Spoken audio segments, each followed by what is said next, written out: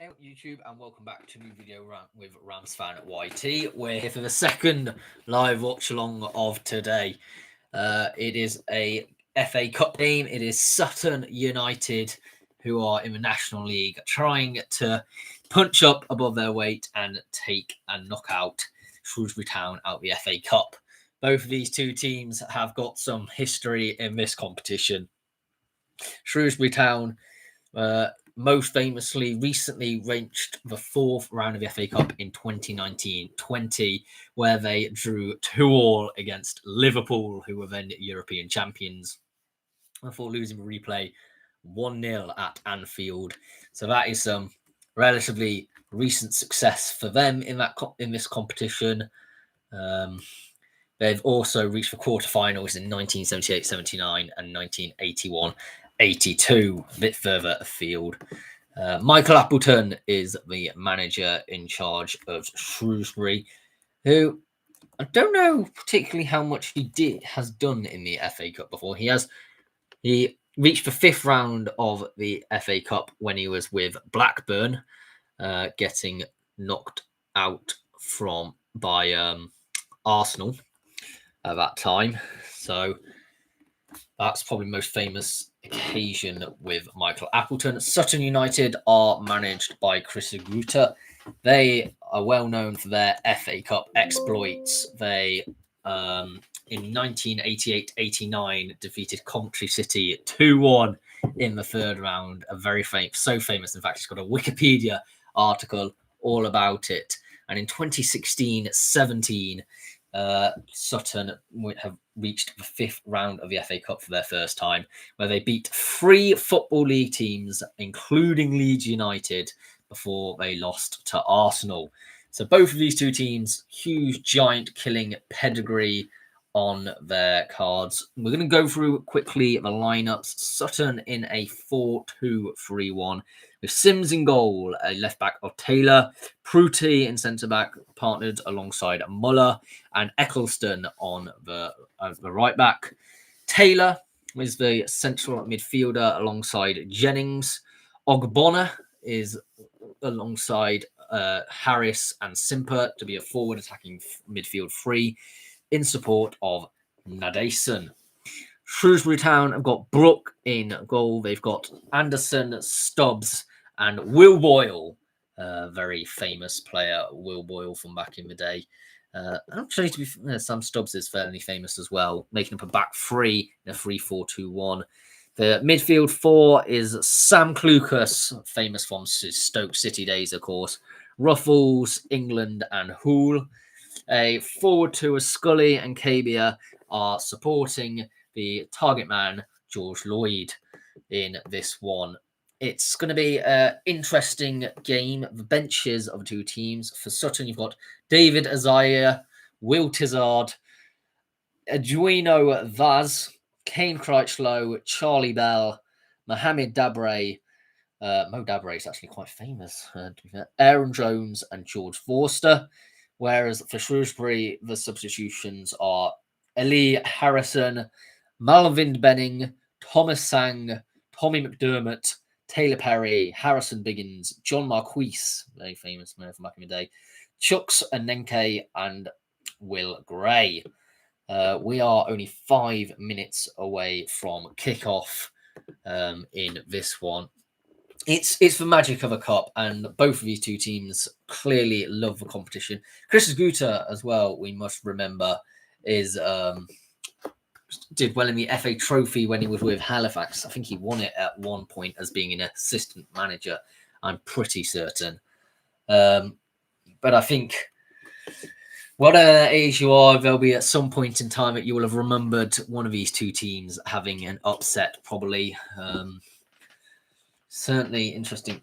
Anthony Scully is somebody that I would really look at for Shrewsbury Town, potentially, as a player.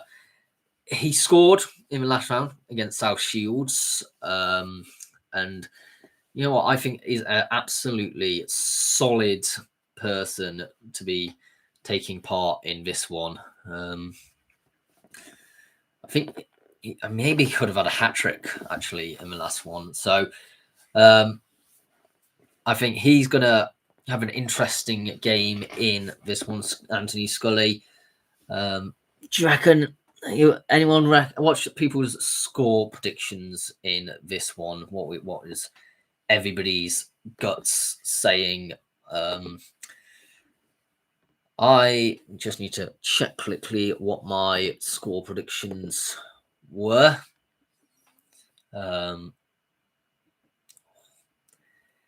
Stubbed my toe just before I came on live, by the way. So if I'm in pain, that's the reason why. But Shrewsbury versus Sutton, I went with a 0-0 draw with Shrewsbury, I believe, to win in extra time or on penalties. But yeah, certainly going to be a close one, I think. Because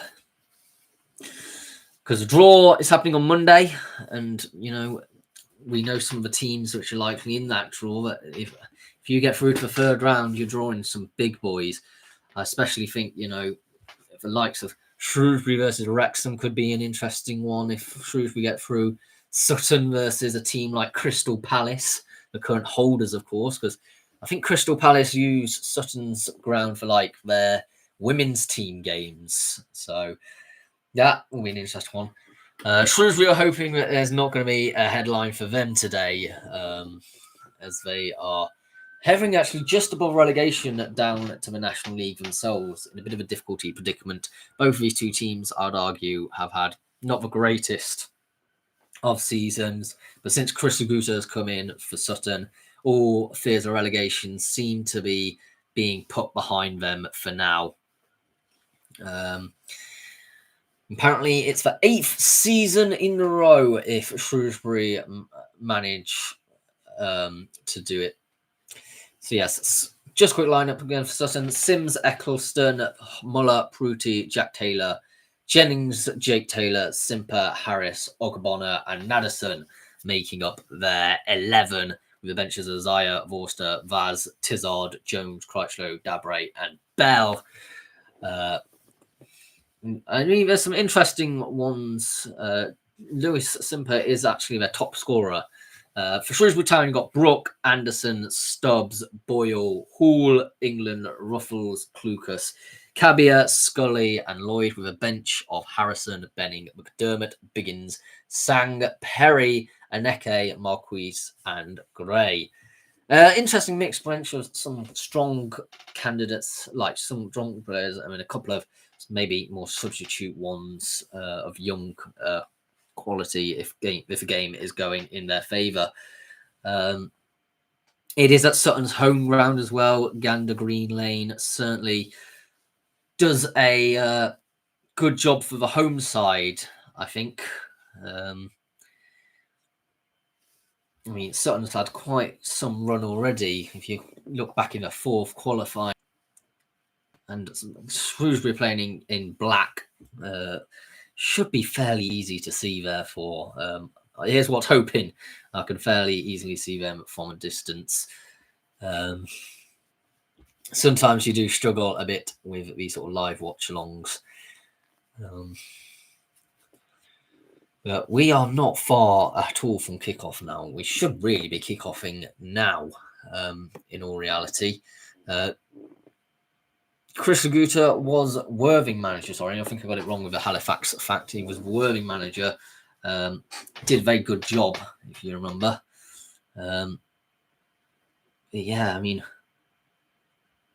think this could be a very interesting one here. They're a very attacking side, Sutton. They tend to not leave much in terms of defence. Yeah. Sutton looking to put themselves in the history of this competition once again. They are very, very well known. Come on, Miles. Jacob Miles, referee. Come on. We want to get the game started. And it will be Sutton in yellow to kick us off. Yellow versus black. You don't often see that in English football. He's decent enough for a referee, by the way.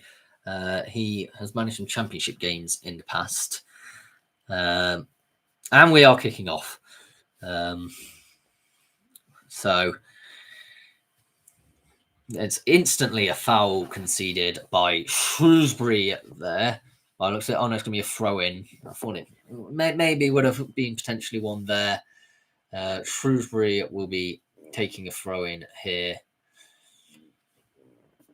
And they throw it long, headed away by Sutton. But Shrewsbury are back with it. And they're definitely going to be the team in ascendancy today. They're already looking to make an attack. But number 6, keep holding the ball up well when he's had 3 yellow shirts around him. A cross in by Boyle. And it's headed away by Sutton and well cleared. And coming doing a counter-attack, that will be a foul by Stubbs. Yellow card in the first minute for Ashley Naderson was trying to run onto that. He was running, and then just got tripped over by George Stubbs. I think it's George Stubbs. And yeah, I think pretty poor Sam Stubbs. Ashley Naderson could have definitely got a goal in that position. He was on a healthy counter-attack. Early free kick for Sutton. They're going to be thriving off these sort of opportunities. Not that long ago in League Two, to be fair, Sutton. Certainly not much difference between National League and League Two, as they say nowadays. Quite a small gap altogether. So much so advocating for free up, free down. And if you're interested in that, I will be doing a video about that in the near future. Another foul given away by, I think it's Taylor this time for Shrewsbury Town. So I think it's relatively frantic in some senses. There's a lot of pressure being applied by Shrewsbury. But the tidy passes, there's not much. Oh, that's gone out for a throw. There's not much, I was going to say, that Sutton seemed to be fazed by this sort of press.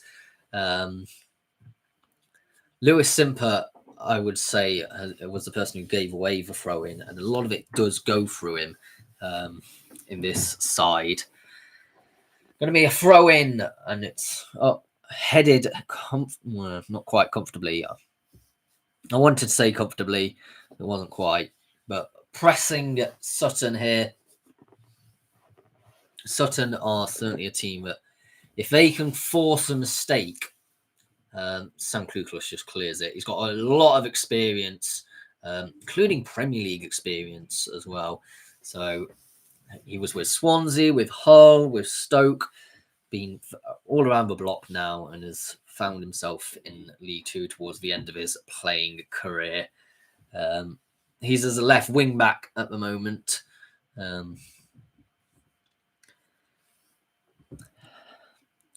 Shrewsbury have gained the possession in the just so much communication and knowledge where everyone is. It's quite a high tempo, pacey game, to be fair. It's a bit of a smaller pitch, maybe, than the game we were watching earlier, Pride Park. Obviously, being at non-league, the crowd comes right up to the railings, so you can hear everything, as they say, at non-league. Let's see if that's can psychologically get into Shrewsbury Town, who haven't played non-league in a very long time now, well over 15 years. And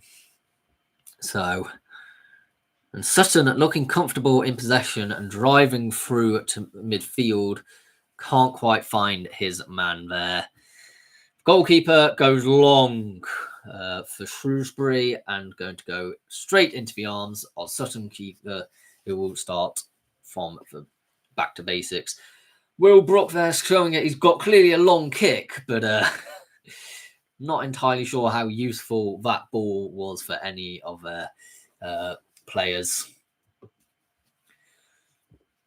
Sutton recycling possession from the back here. The 26 has it, goes back to their goalkeeper. They're not afraid to play out from the back, which is always a risky game up against a League Two thing. It is also a bit of a windy atmosphere at the moment, and that is an outstretched leg, but Sutton still have it, so it's going to be advantage played for them. They are running through and through. Simpler, back by Nassan, and thought he was going to have a shot there. Maybe it would have been better, as unfortunately it would just end up in Sam Klukus's legs. I thought it was going to be well defended there by Shrewsbury, but it's been penalised for a throw-in. It was such lovely football, really, by Sutton. I think Sutton's an interesting team because they're looking like the more team which is suited naturally to higher level of football at the moment. You wouldn't quite be able to tell that. There's some interesting things in the crowd. We've got some Santas, we've got some people dressed with Pikachu things, all sorts for this lovely day out for the non-league teams on BBC as well. So great bit of fun. Long may these sort of games be free to view, by the way. It's always good to watch the FA Cup. And it shouldn't really be put behind a pay barrier.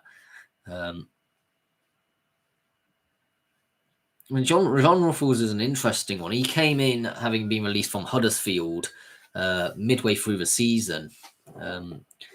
He's certainly done a pretty good job so far at left back for Sutton. He's the one in charge of taking throw-ins for them. Ogbonna's been dispossessed, and that's going to be a throw-in. I think Shrewsbury have sometimes. I think Cabia did a decent job at making sure that it came off him as the last man.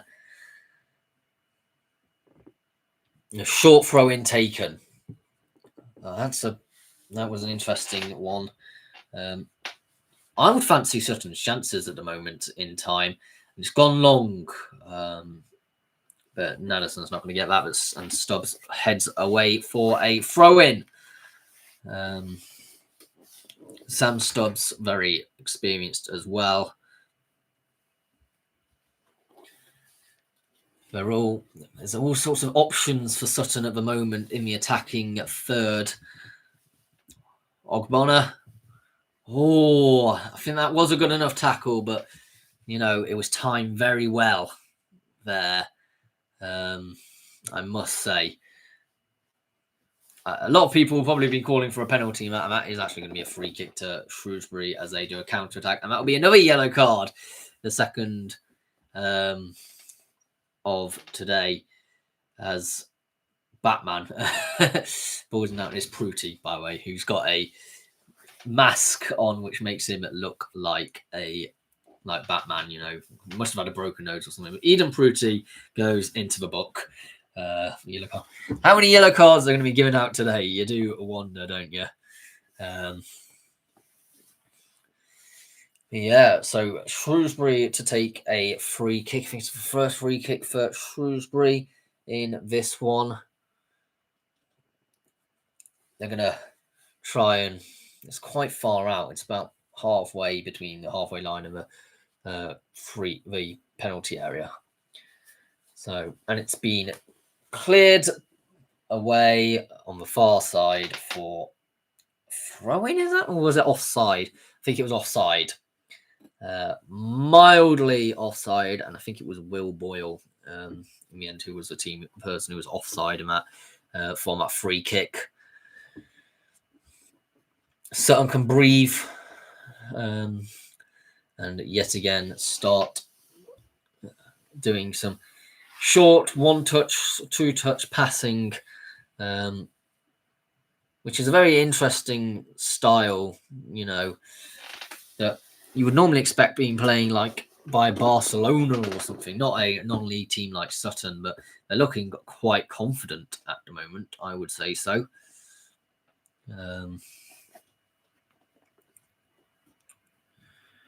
looking for options at the moment to try and progress the ball forward. Sutton. They've come out onto the near side, and that is bouncing out for a throw-in. It was Simpler who it came off last, so Simper, that is.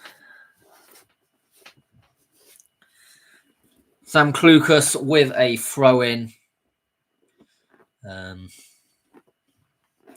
Yet again, Nadesan applying the pressure and forcing Shrewsbury to make a quick decision. I think he's going to force maybe a mistake in this one today. You can see that sort of thing, can't you? That is a hefty challenge, and it will be a free kick. Carbia was the victim of that foul as Ogbonna. That's a really interesting battle already developing. Just sort of stretches out a leg and concedes the foul. Carbia on loan, I believe, from Chelsea. A very high expected player. High expectations. It did look a painful one, and that's another player of the book, David Ogbonna, for Sutton United. How many of this team is going to get a yellow card like this overall? Sort of both teams combined could be quite a lot at the moment. So it will be a free kick for Shrewsbury for probably quite an ugly mistimed tackle. It was probably a mistake. Offside again, by the looks of it. Well, Shrewsbury and Sutton rather take it quickly. They're working their way. Eccleston hasn't. Oh, as he came that back. Oh, he almost got the back one, Junior Eccleston there. Could have been a very good move, and that will be a throw in for Sutton in a bit of a dangerous area. And Junior Eccleston will be the one to take it. He's going to try and... Oh, well stood. That was a very solid standing up there by Clucas. Determined to let the ball not get past him at all, and it goes back out for another throw-in. I think Eccleston maybe he's met his match. I don't know. Clucas is a very strong, experienced player who has just prevented every single throw-in at the moment that Eccleston is doing. I've always rated Clucas. I thought he was a very strong defensive player. He's your old school left back in a sense. He doesn't always do the most marauding runs forward, but he's very no nonsense in what he does and defends very well.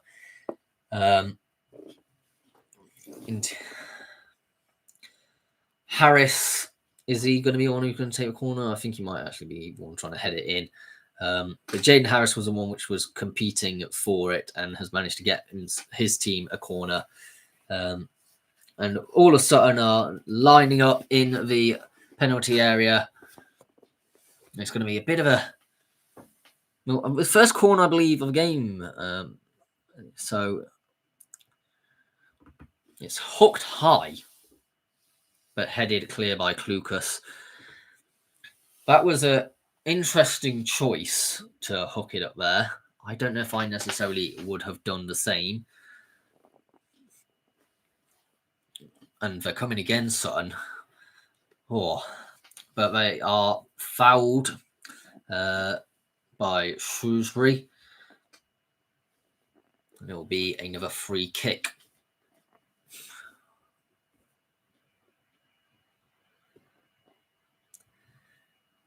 Simper has passed it in field. It's gone. Oh, that's nicely rolled in if he can get to it. Oh, but it's just rolled out for play. That was a decent thing by Edom. I can't remember what his surname is now. But that was a nice roll in for that to try and get to release Ogbonna. It was very close. You can really see what the idea was behind that. Ogbonna's got pace, and I think a bit of a good, insightful passing wouldn't be the worst idea in this one. Utilising just using all the players. You know, every single person in this team at the moment is using something. Is that Clucas? Yeah, some Clucas is also quite forward, so he clearly can do the wing back role, but defensively, I think is where his attributes is. Ogbonna on the run again has been given advantage. It's gone into the penalty area. What second ball? Potentially no. It's cleared away by Muller, I believe it is. Proper threat there for Ogbonna. He's just showing his absolute pace as he just runs away from the ball. Will Boyle is the one who initially clears it before it's properly flied away by the number 2 for Shrewsbury, Anderson. Is it Anderson? Or was Anderson the one who was trying to attack it? I think it's Anderson who was the one who was trying to attack it. Thrown down. Ogbonna just a touch, which too heavy, but it seems to be a corner. I thought it was Ogbonna and managed to concede a goal kick, and I thought he took a heavy touch, but apparently not. And they've got a corner in this one. Could be an interesting one. Need to do better than the first corner. It's whipped in. Set pieces, I think, can be a huge advantage in this one, or Eccleston has got himself a throw in, so must have taken a nick on its way out across the other side of the field. Eccleston throws this.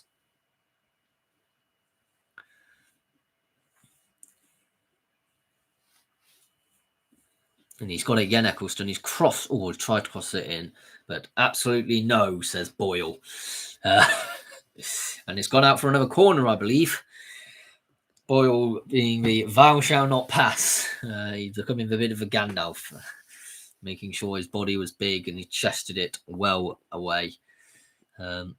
You've got to say the current centre-backs from Shrewsbury are doing an excellent job at coping with this Sutton pressure. Ogbonna crosses it in. Ooh, that could have almost been an own goal there. That was a very risky header, and he's very lucky that Brook managed to parry behind there. Oh my days, that was a risky play from Clucas. He's headed that almost directly into his own goal. So he can give Brook a fiver at the end of it, because he couldn't really take him... taking him out of that, because that was really, really poor. You did not sort of expect that from Shrewsbury rather. I don't know what he was doing there, to be honest. I really don't know. Sutton on the attack again. They've been relentless so far in this opening half of football. Wasn't quite managed to be gotten by Leamington. Not Leamington. Ogbonna. I've got the subtitles on, and this is really confusing. I might turn off the subtitles. I was going to do it to get some useless facts, but you know what? We'll leave it turned off, because that is actually, it's just not helping, really. I don't think Michael Appleton can be too happy, really, with his team's performance so far in the opening 20 minutes. So, Eccleston passing it back.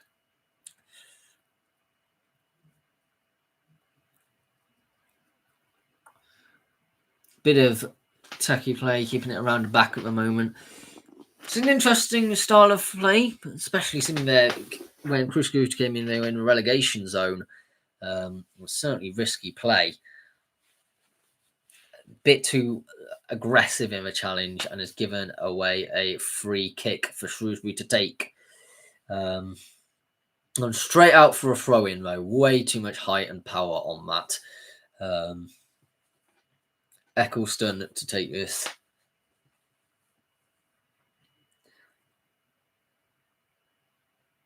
I wonder how cold it is. Well, I imagine it's a bit cold in that ground. But you wouldn't be complaining, would you, if you're at Sutton? It's a sort of what the moments you live for in football, some of the FA Cup games.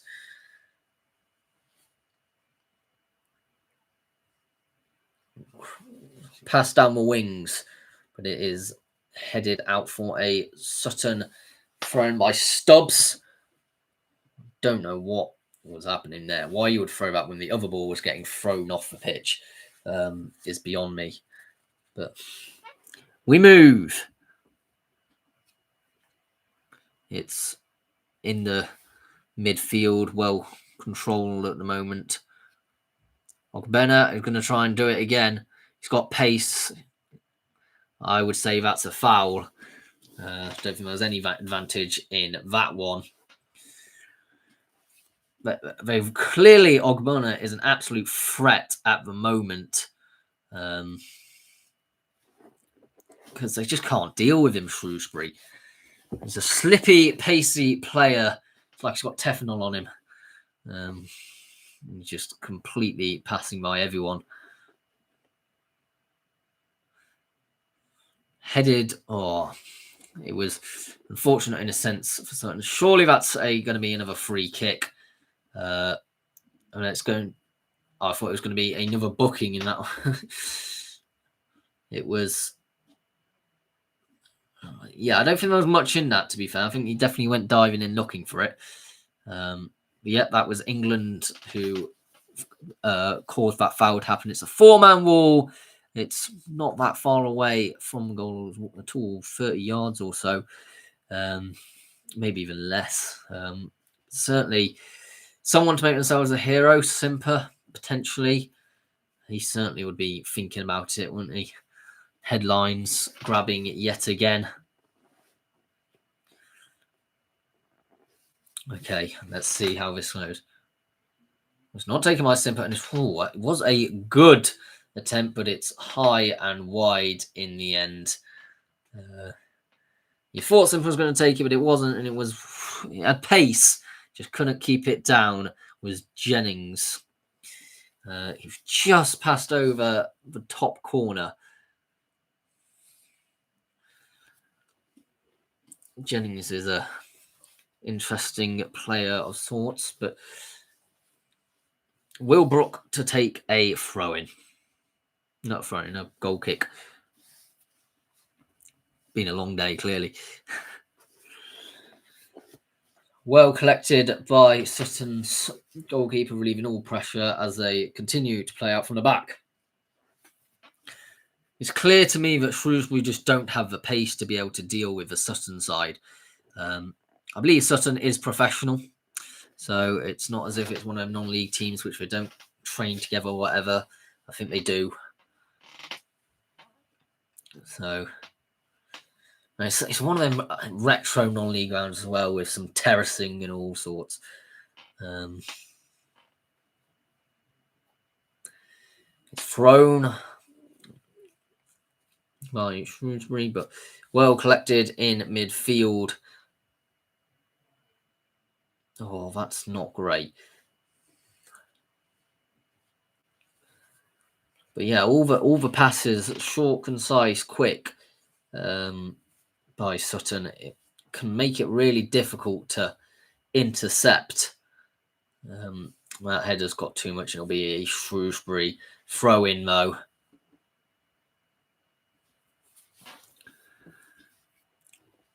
But I'm impressed by Sutton so far. I really am.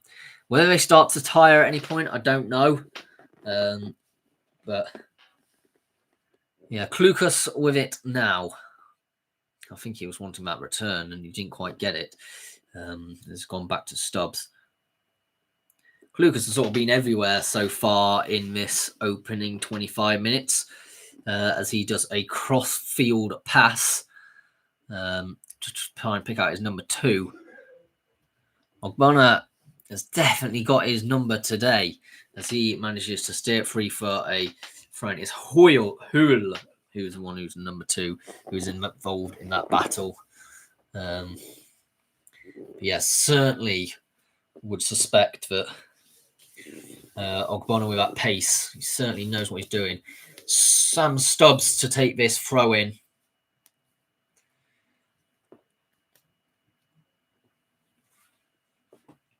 Lots of pointing going on to make sure that it's pretty much in line for a very good throw in here. So a long throw could be a bit dangerous. They're incredibly low socks. It doesn't look like we've got any shin pads for Sam Stubbs.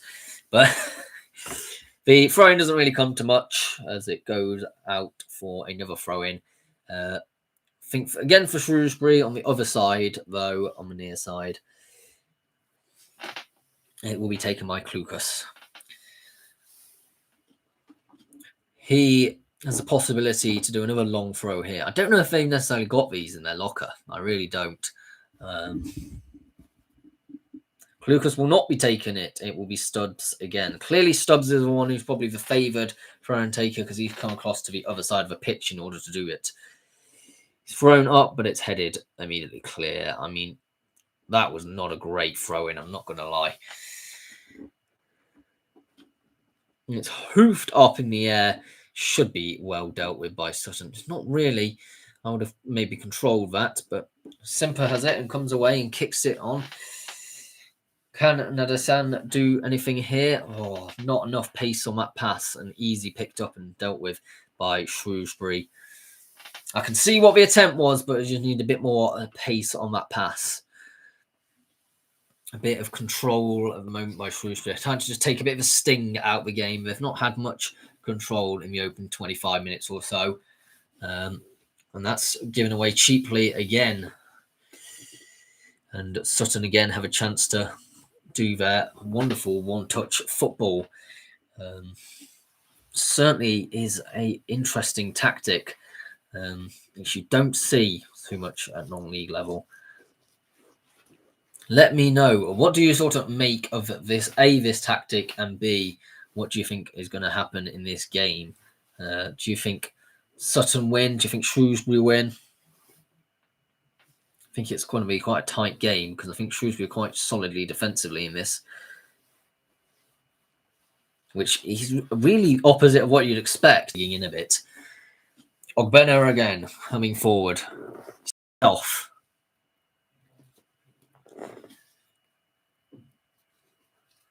Into the penalty area, Ogbonna goes. They just can't touch him at the moment. He's tried a cross. It was close there. I think it was poked clear by Klukas. If the Sutton player would get the first touch on that, then it would be curtains. But instead, Shrewsbury content not to do a counter-attack and bring others into play going forward.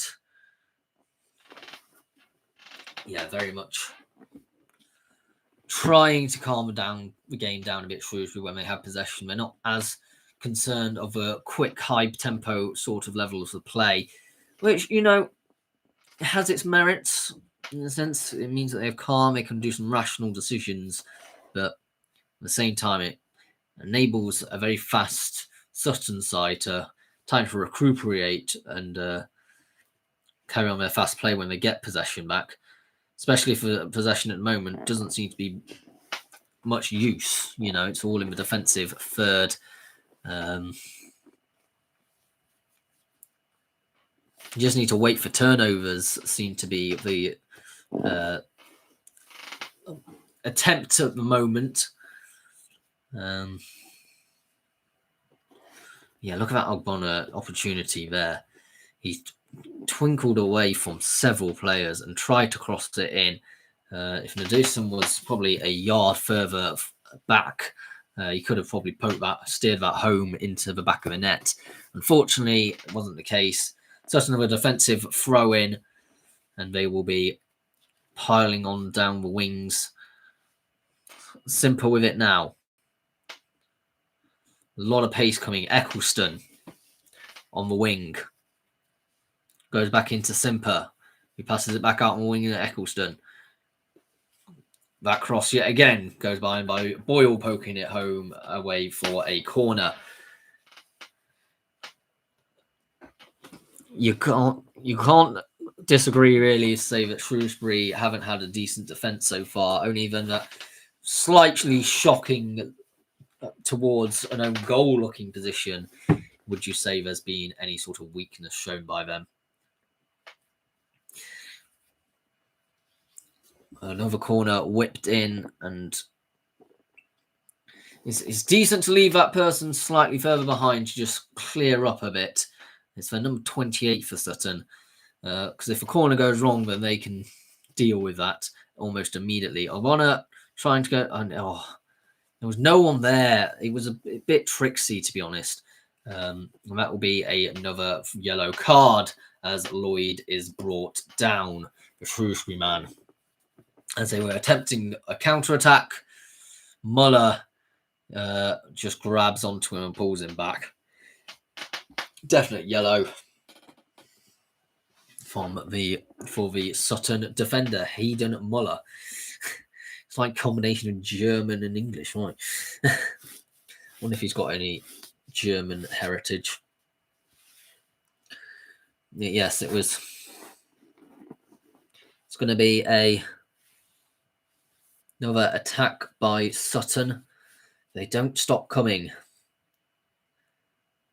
They really don't. And it's being slowed down a bit, maybe, by Sutton. They are now approaching half an hour in, just over half an hour. So it's one of them ones that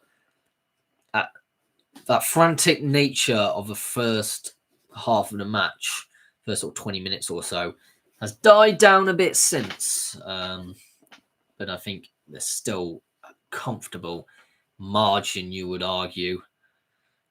Jennings has it now. It's in the midfield.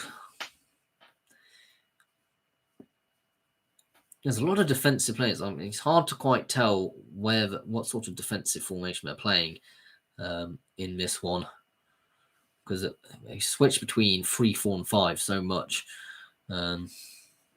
Strong by Hood there. But first throw-in taken.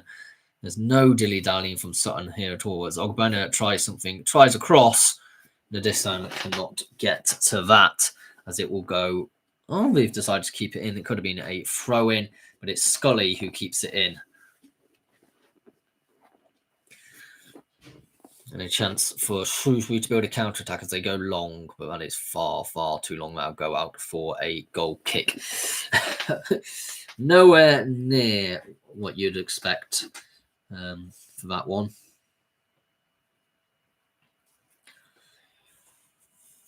A bit of calm. I think the way they seem to be doing it is a back two and then another 3 in front of that, in a sense.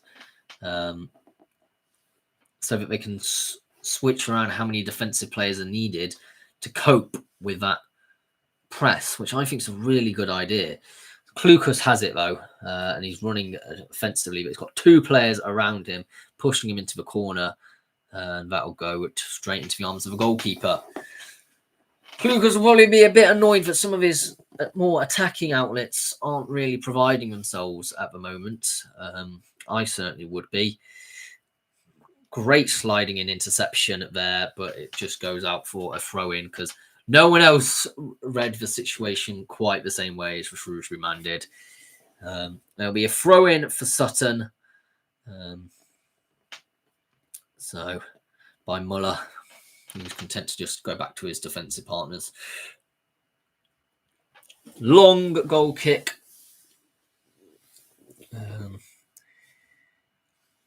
It's so interesting seeing this sort of midfield dynamic working. It's a sort of diamond in shape. They're sort of, but they float around a bit.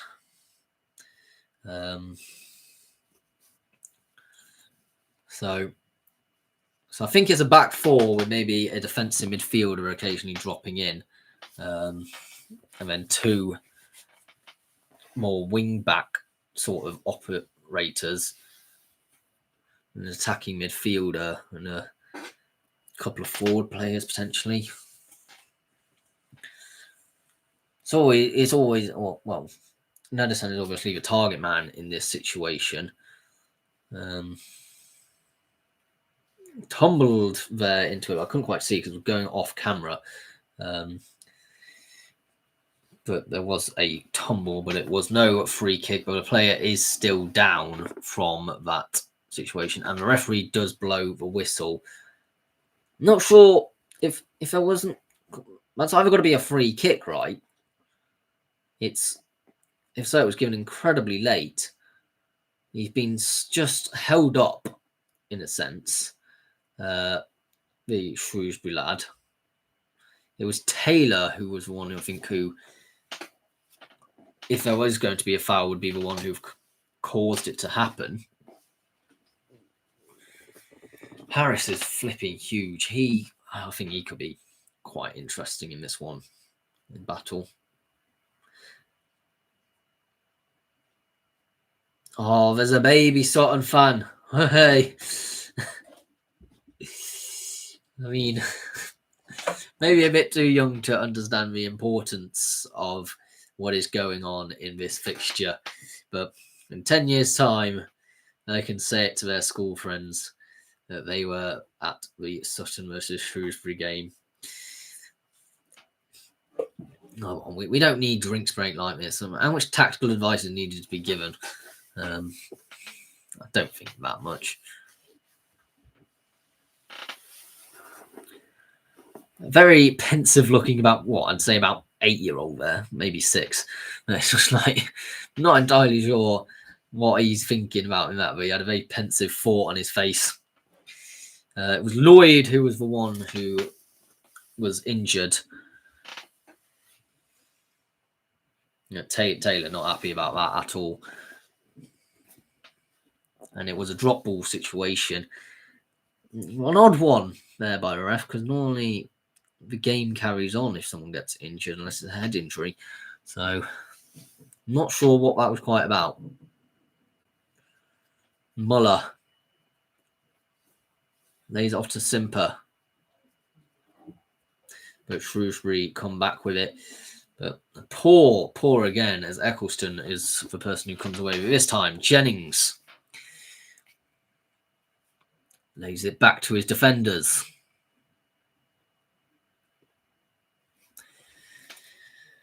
At times, it's almost a 4-4-2 that Sutton range, but other times it's like a 3-2-3-2, really. It's such an interesting dynamic.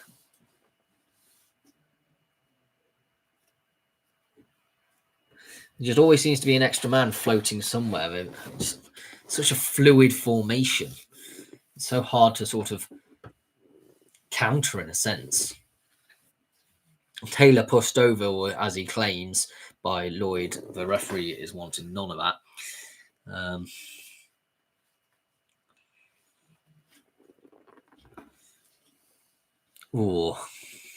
That's going to be a throw-in for Shrewsbury, I believe.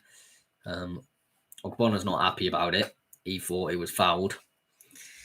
I don't think he necessarily was, but Stubbs will nevertheless be the one to be the recipient of the set piece in this one. Almost at the half-time. We're about 7 minutes away from half-time now, and it's been an entertaining half, even if there has not been any goal so far. Sutton certainly be the team that I would suspect to score, if any. It's Simple with the ball, but he's surrounded by black shirts and can't do anything with it. Shrewsbury get it downfield, but can't find their target person. It will go to the Sutton goalkeeper. Very comfortable at the moment. Muller on the ball. Jennings. It's all just keeping it around in the defensive positions at the moment. Not too much in terms of some of that zit that they had in the opening out 10-15 minutes.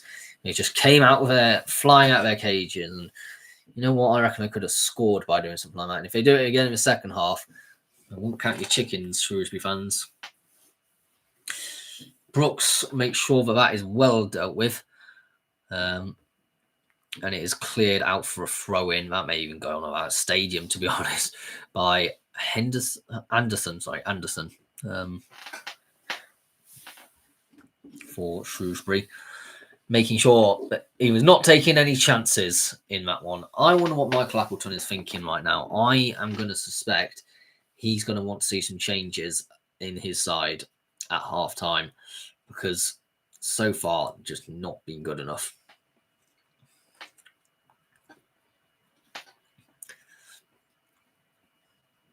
See, look, it's now 2-4. What, like 3?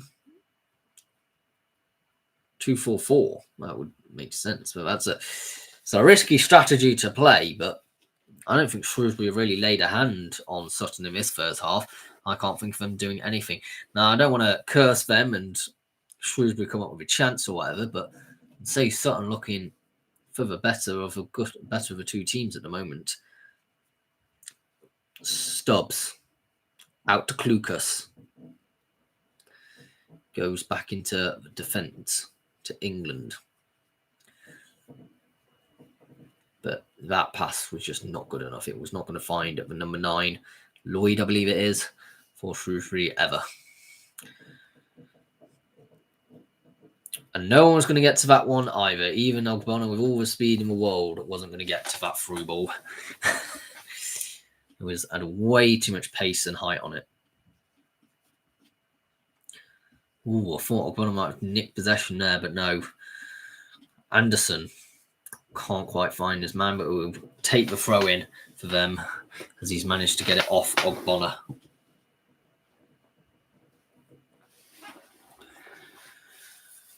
So far, throw-ins, I'd say, have been quite poor from Shrewsbury altogether. And it will be a throw-in for Sutton.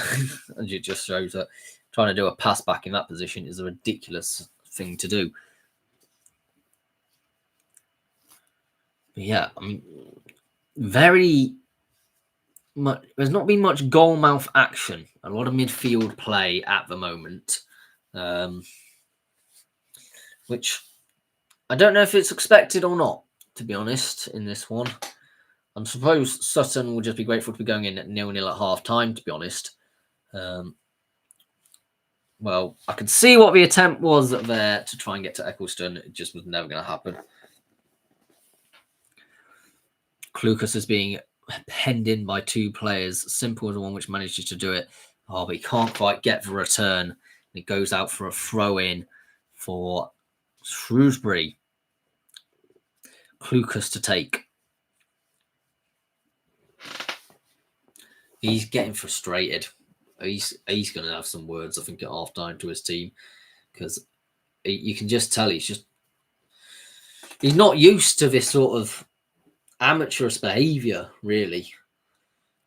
Yeah, Ruffles for Shrewsbury. I've not seen much since mentioning him coming from Huddersfield Town after being released. Thrown by Muller. The lower you go down, I think the more set pieces becomes of very high importance. So it's very interesting to see how this one works. Well, even now, actually, to be fair, you look at teams like Arsenal or whatever, they are well sort of accustomed to playing with set pieces now. So maybe that's just the way forward. Simper tries to release and it's off the crossbar. I think it was laid off to Jaden is the guy's name.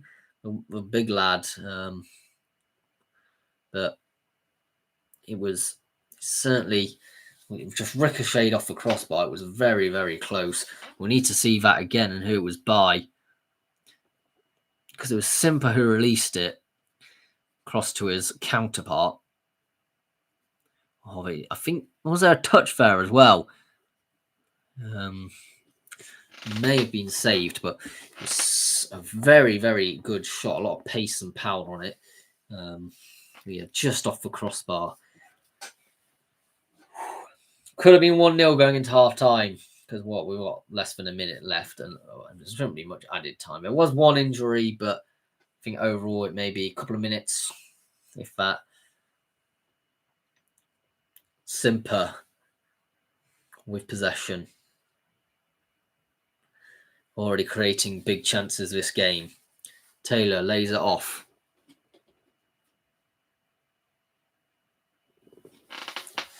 I don't think we need to bother looking at possession stats too much, because I think we might be able to tell that Sutton maybe are the team with more possession. But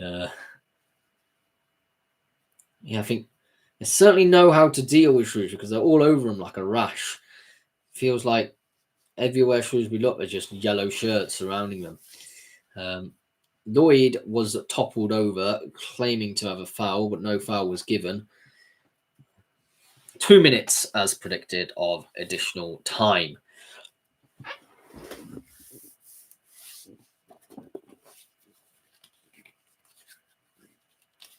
Yes, very defensive play at the moment. Taylor bursting forward, trying to... They're all working as a team. I don't think there's a single person in Sutton who hasn't touched the ball at least 20 times this half, I would say.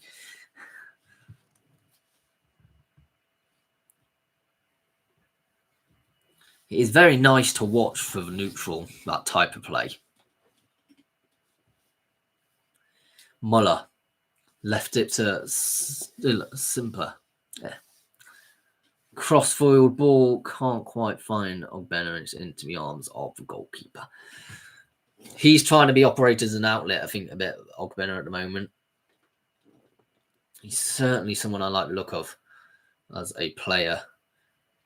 He's that sort of person you want, that pacey winger which bursts into the box, creating chances for his team. Can be a little bit selfish at times, but the reason you're down at National League level, it tends to be because you're not quite good enough to make the cut further up the pyramid. But certainly a place to make your name, and that is clattering into the back by Hall. That is horrendous. Hall protesting. I don't know what for, because that was a bad sliding tackle, in my opinion. Simper has it now on the right, on the opposite side of where the foul was happening. And that will be it for the opening half of football. In this one, it is still 0-0. Rio Grande do Sul, Brazil. Hello, Brazilian. From the River Grande of the South. If my Brazilian is all right, which it probably isn't. Thank you, everyone who is joined in so far. But yeah, 0-0 at this halfway interval. Really interesting to look at. These two the sofa score ones are interesting, but you're looking at the momentum charts, and oh my days, the attacking momentum is all with Sutton in this opening half of football.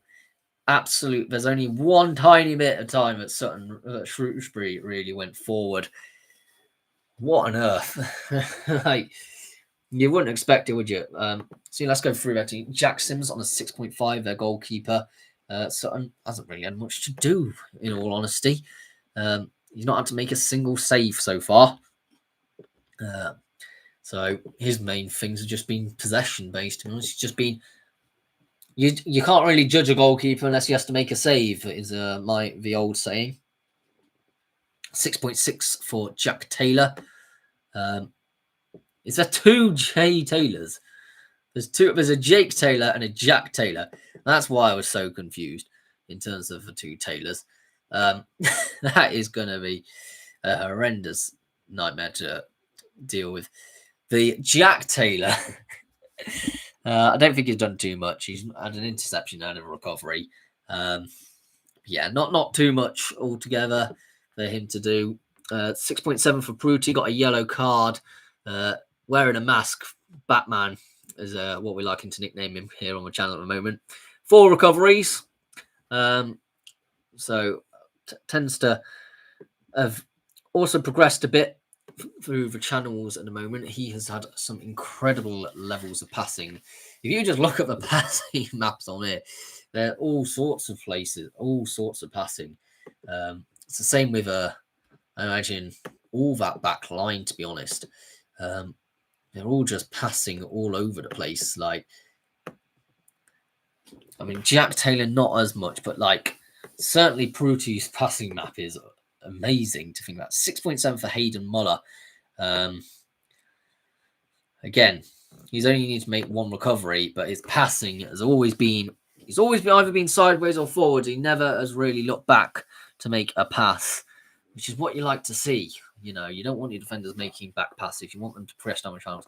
He's either been focusing to his partners at the side, the Pruges are like, or trying to get it down and operate down the wings with the likes of Eccleston.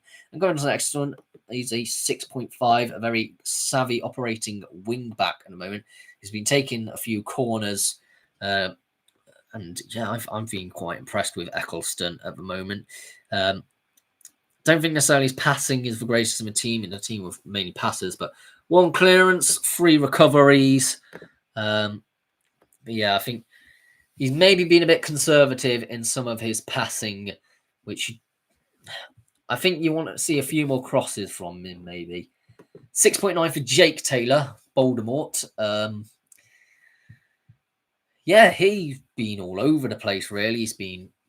He's been doing some conservative passing, but also trying to do some optimistic passing, but has really been sweeping all over the field, to be honest, with you. And you know what? He's that archetypal midfielder, really. Very much covering that defensive left position, helping out his assistant Taylor.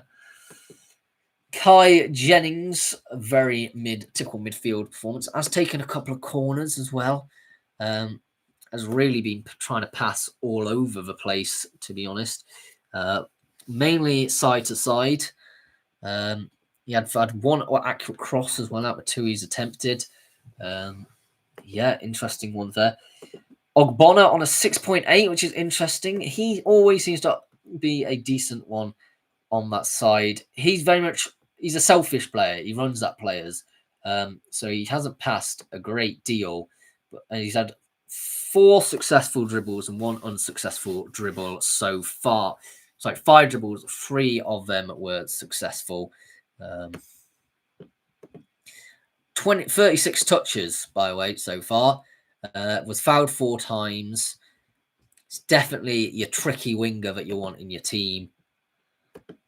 Jaden Harris on a 6.6, your big bulky lad who's trying to hold up the ball and bring others into play. Hasn't managed to do that as successfully as I maybe would have seen it. He's had 1 key pass, though, which almost resulted in I think he almost had he had a shot which hit the upright of a post, which hit the woodwork, and he also had an offside. But yeah, he was probably the closest to breaking the deadlock here. Simper on a 6.7. Very unselfish player from what I can tell so far. He's tried the ambitious pass maybe occasionally, but haven't always come off. Looking at the long passes, he's done 6 long balls and 4 of them have been accurate. Yeah, he's your sort of person who he can unlock something. 6.4 for Nadisan at the moment. Nadisan rather. Ashley Nadisan has been a bit of a ghost at times, which kind of somewhat expect for your target man, but you do need him to start coming a bit more into play. He's not managed to get a shot off yet, which is always concerning. When you want in a player, you really want somebody who is more of that. If they're target man, then yeah, I think could maybe do better. Will Brook on a 6.3. I think he managed to get his team out of danger with a poor own goal almost. He got them out there, and that was the only save he had to make.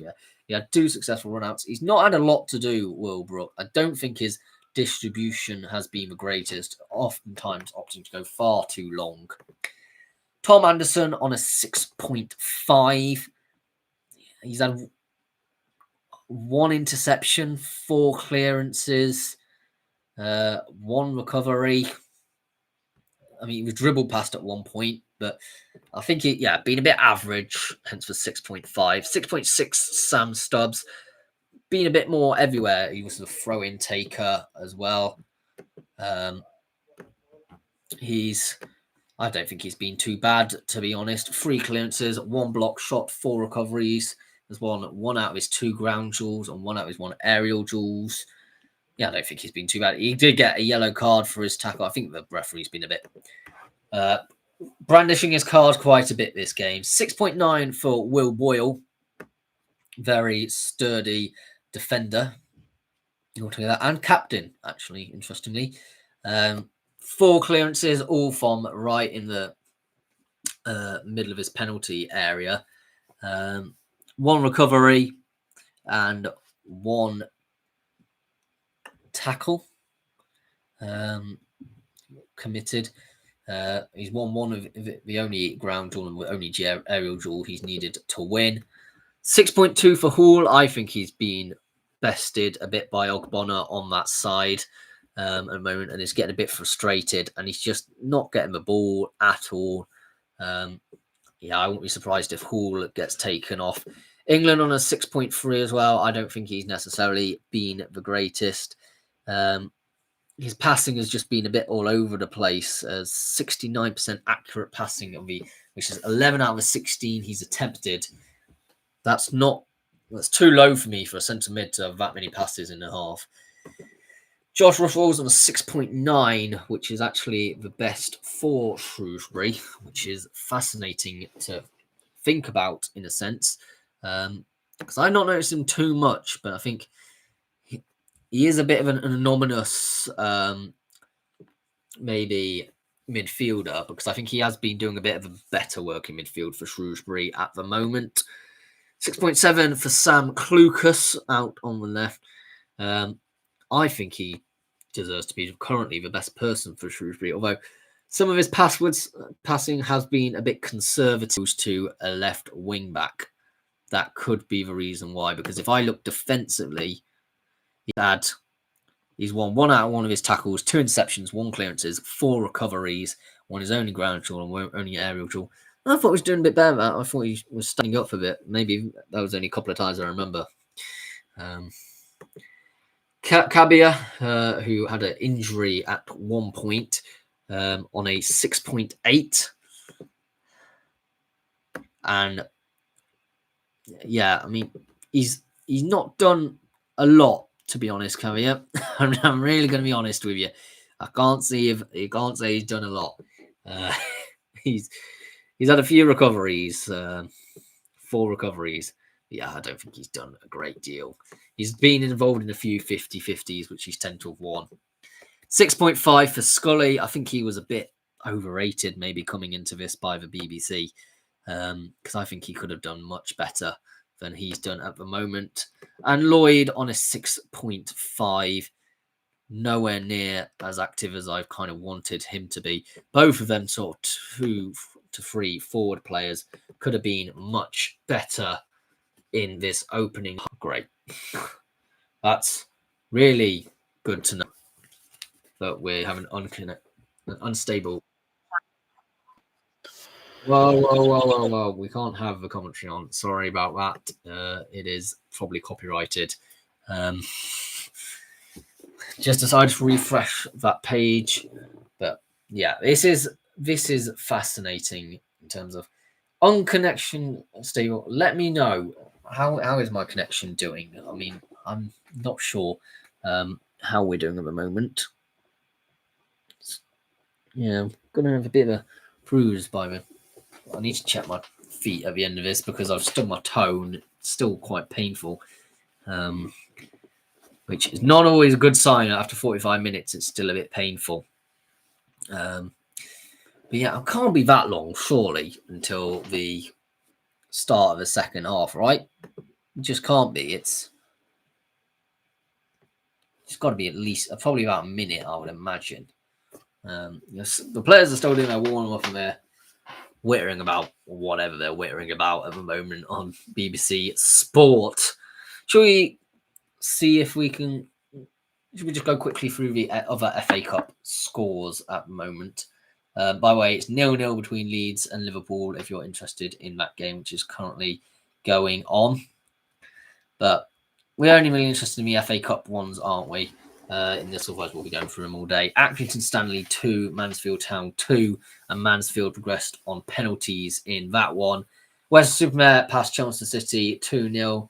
They're definitely going to have a televised fixture in the next one. Unfortunately, Buxton lost 6-2 against Cheltenham Town. They were looking quite strong for a while, and unfortunately faltered towards the end. Exeter City beat Wickham 4-0. Fleetwood Town beat Luton Town on penalties after winning it 2-2. They won 4-2 on penalties, so that's an upset in that one. Grimsby Town thrashing Wealdstone 4-0. NK Dons beating Oldham Athletic 3-1. Barnsley travelling to London Road beat Peterborough United 1-0. Port Vale beating Bristol Rovers 1-0. Stockport County versus Cambridge United ended in a 0-0 draw, with Cambridge winning on penalties, so an upset in that one. A huge upset as Swindon Town won 4-0 at home to Bolton Wanderers, and Wigan Athletic progressed on penalties against Barrow after a 2-2 draw in normal and extra time. Yeah, how do we see this one going? I think currently my predictions are quite well on. I think it is actually more even than potentially people are than what maybe looks like it on from Sutton at the moment. I think at the moment it is, if there is going to be a team to win, it will be Sutton, but I think relatively even altogether. But I've been very impressed by the South London outfit. Oh. I'm losing my voice from doing this.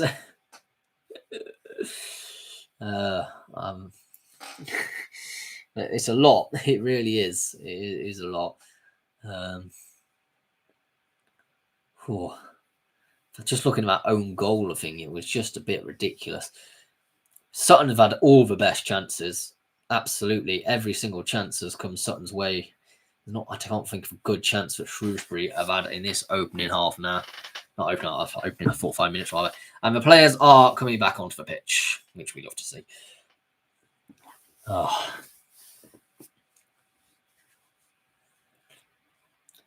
Why is it focusing on Harris? I don't know. But yeah, Harris, the big lad, I think can definitely make something happen. He's been decent, actually. I think he's been really quite a good player. Shrewsbury will kick us off in this second half of football. I love that stand that Sutton United have, which you can see on the cameras. Such a sort of like classic stand. It's a very old stadium now, Sutton United's Green Grande Lane. And I've seen its fair share of highs and lows for the club. For the Football League, was it last season, maybe the season before, but written relatively recently in history. And we are kicking off here into the second half of football as Shrewsbury go long in the opening half, the opening moves. And that's a miss kick, which Sutton can sort of thank themselves. And that's going to be a penalty. It's considered just outside the box, maybe. I think it was considered maybe just outside the box. But Klukas was the one snapped into. Let's just have a look at that one. No, Boyle was pushed off. And yeah, he's a correct decision there. It was just outside the penalty area, literally on the line almost. But and he fell into the penalty area. But no, that'll be a free kick. Almost a penalty. Very, very lucky there. That was it's pretty much as close as you can get for being a free kick in this one. And Klukas is standing over it. I don't know if Klukas would be the best person to take this, but it's either him or number 11. You've got to guarantee it's number 11, right?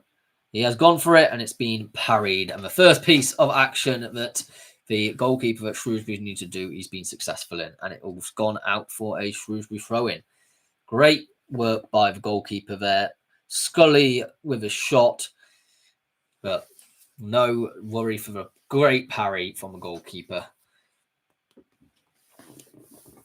I mean, It was a good free kick, but I think the goalkeeper had it well covered. Thrown long into the box. Now, Sutton just needs to get out in this position here. Harris tried it. Having to be a bit more defensive at the moment. Shrewsbury have certainly woken up in this half.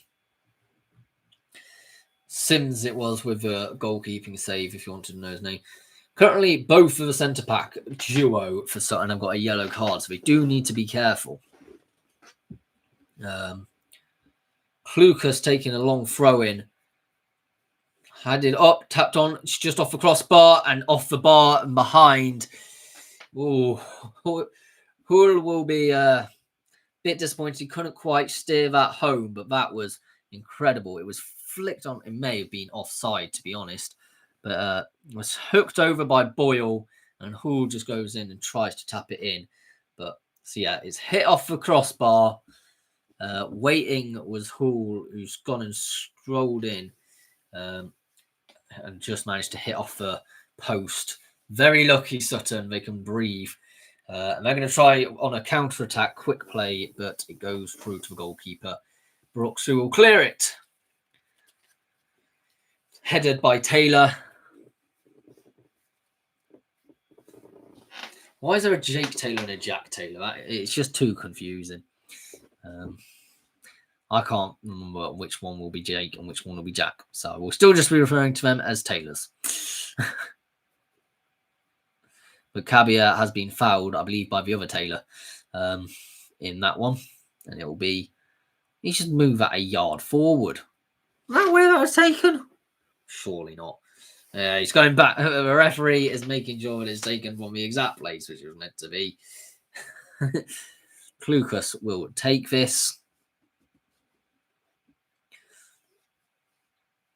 Decent one, but it needs to be cleared and dealt with. A bit of a clash in that one, and that'll be a free kick for Sutton. It's been a little aggressive behaviour, and it'll be a yellow card for being a bit too aggressive for the Shrewsbury player who committed that foul.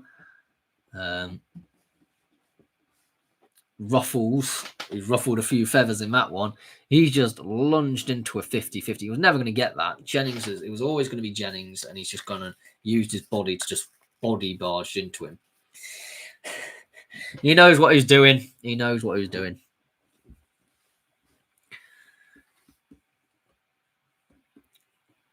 Taylor's headed up, and he's landed awkwardly there, and he's got an injury, which is not great because he's been one of the better players for Sutton today. But Ogbena has got the pace and he's got the footwork as well. He's run quite centrally through a lot of players there. Simper, almost got it. That would have been a ridiculous shot. It was just tipped over by Brooks. A very, very good effort by Simper from the edge of the penalty area. It was quite far right as well on my screen. And tipped. Was it tipped on? Let's see. Was it tipped on? Was it tipped on? Oh, no. It's just hit the crossbar. It's not even... If it was a half an inch lower, that probably would have gone into the back of the net.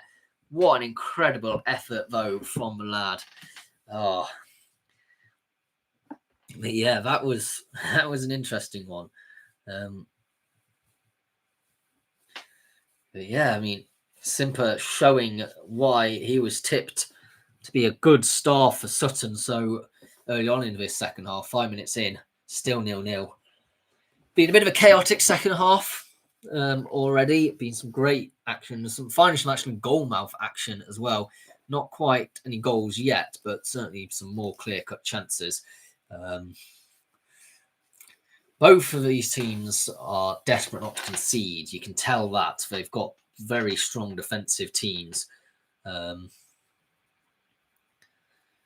Hence why I went with a 0-0 draw. By the way, Taylor is completely fine from earlier. And that was a... Where's that even gone to? That was a horrendous cross. Not really what you'd expect.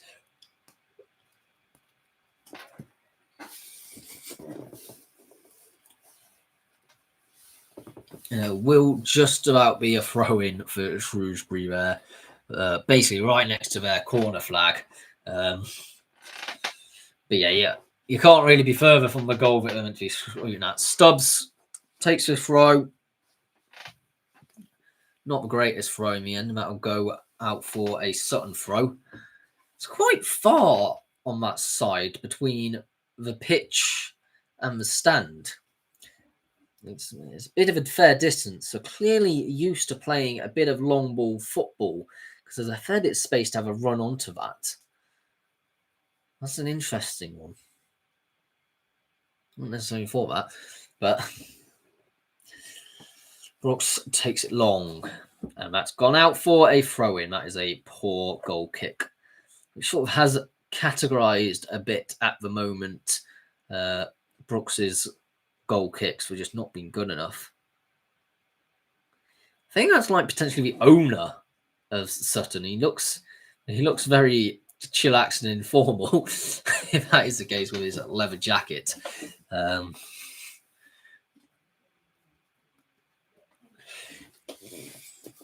Yes, Sutton content to just keep possession in the back. They're doing a bit of taking the sting out now.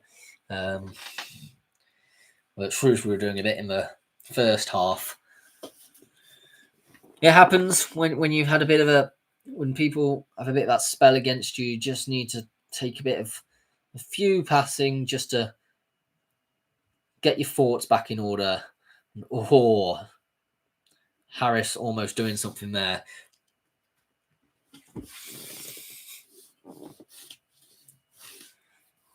Sutton compress the defence and the goalkeeper here, and that's poor. Oh, I think that could have potentially been a foul. I mean, I think Harris, though, should have taken a much better shot. He couldn't have passed there because it would have been definitely offside. But yes, Harris picked that up. Very dangerous position from that high press. But yeah, should have had maybe a better shot, quite possibly. Because it was parried away from goalkeeper, was running out. Well reading the danger there, Brooks, actually. But if you look at that, it was poor. And Harris, I think, should have just taken the shot first time, to be honest. I think he's tried to take a touch, which takes it around the goalkeeper, when he probably should have just taken a shot to lift it over the goalkeeper in that position.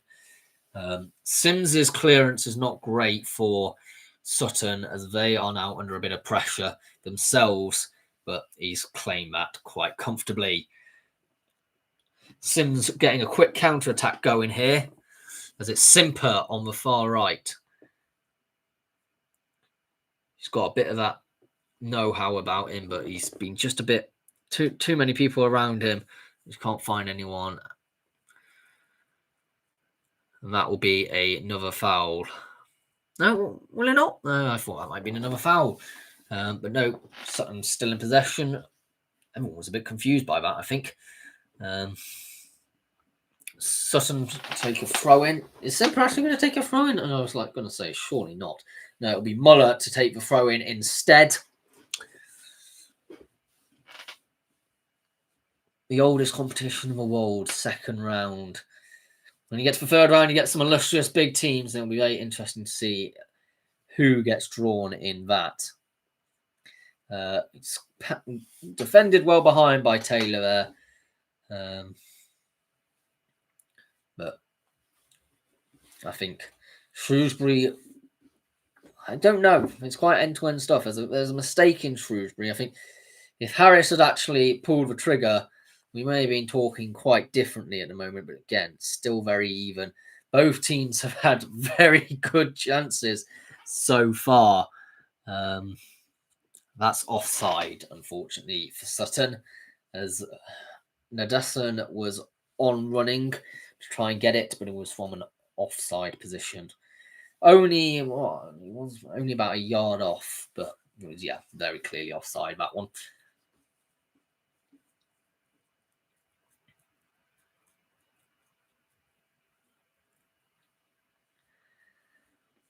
It's back with Sims in goal for Sutton.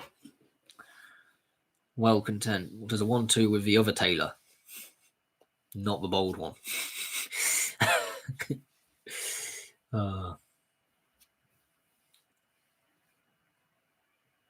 Now the bold Taylor has it. On rushing as a team, quite some cohesion here. Oh, that's frustrating because there are several players ongoing. You've just done a safe pass there. I'd be fuming. You have on rushing 6 players and you turn around and you pass back to your DM. Like, why? Ogbonna has it there and he's not managed to do much, but you know what? Defensively, Hull did well there and managed to get it out for a throw. We'll put it that spin of it. Taylor, I won't let you know which one because I think it was both, having a 1-2 going on there.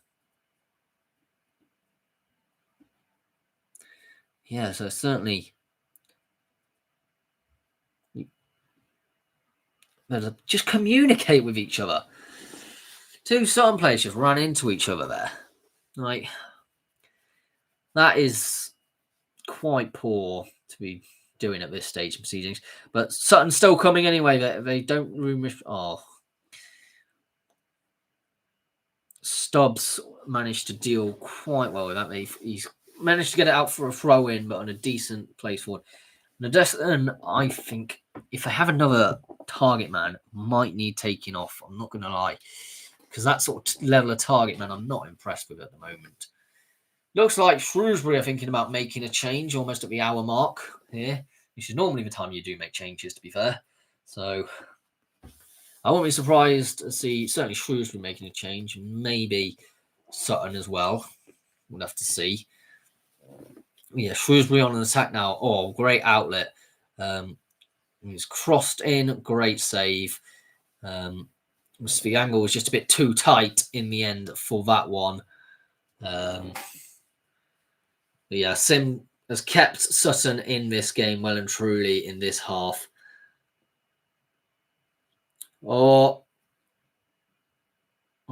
how's he kept that out? Scully could have almost made it 1-0 there. He was onside, definitely onside. And he almost went through Sim's legs, but he's just managed to touch it down and then turn around and get it in his grasps in the nick of time, because there was an onrushing Scully to poke that home, if not. Oh. It's a very edge of your seat sort of 0-0 at the moment.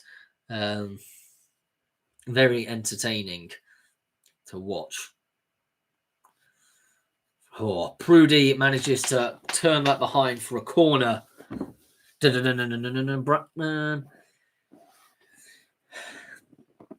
You can't say rule out Shrewsbury at all in this. They've certainly grown into it now in the last 5 minutes. And if I was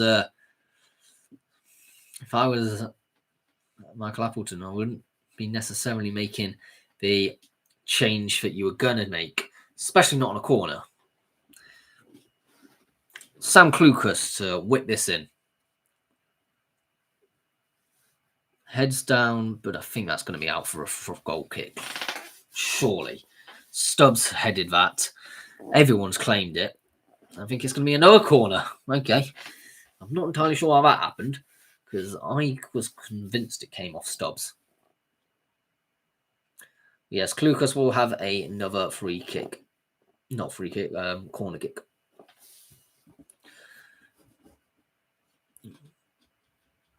Yes, Stubbs is probably going to be a target again here. He's having a bit of a tussle with Harris. It's gone up. Someone needs to deal with that. It's hooped back in, but, well over. For a goal kick, that was really quite poor, to be honest. I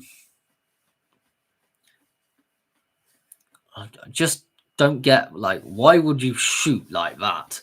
That is worse than Langas was in the first stream of today.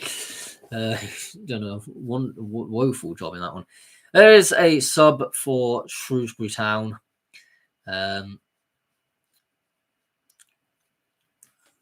It's England off for Perry. Makes a lot of sense. I think England has not done what I would have suspected him to do. And it provides a bit more dominance maybe in this midfield battle. But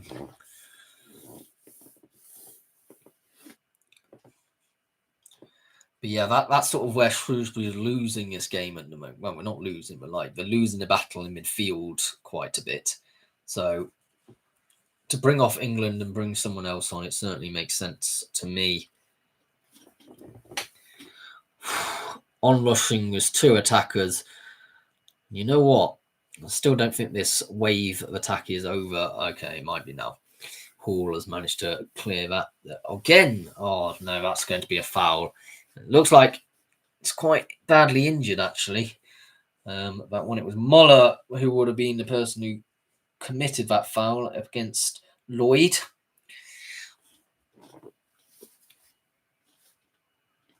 Yeah, he just ran into the back of him, Muller there. So yeah, I think. But Lloyd is up and fine.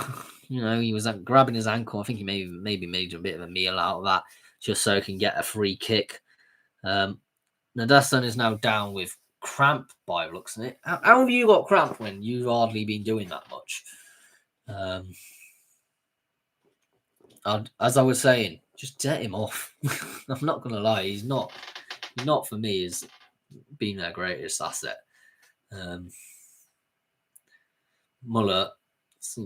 Taylor's getting some instructions during this break.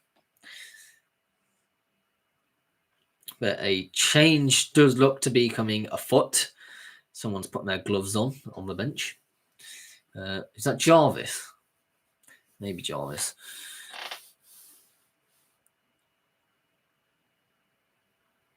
Yeah. Getting cramp really at the 63rd minute. You shouldn't really be getting cramp at that stage.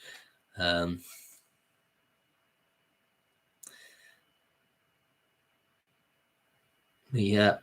An opportunity for some instructions in this one, in this little mini drinks break that they've got. Nadasan looks fine now. I'd maybe just take him off as a precautionary measure anyway. Do no harm to your squad bringing on Jarvis, to be honest. Yep, they are going to be making a change. Nadasan off. I believe actually it was Kreitschlow. I might be completely tripping, man. Yeah, Kreitschlow is the one who's coming on. What is actually going on? This feels like so much time wasting at the moment. The referee said, I've had enough starts the game anyway.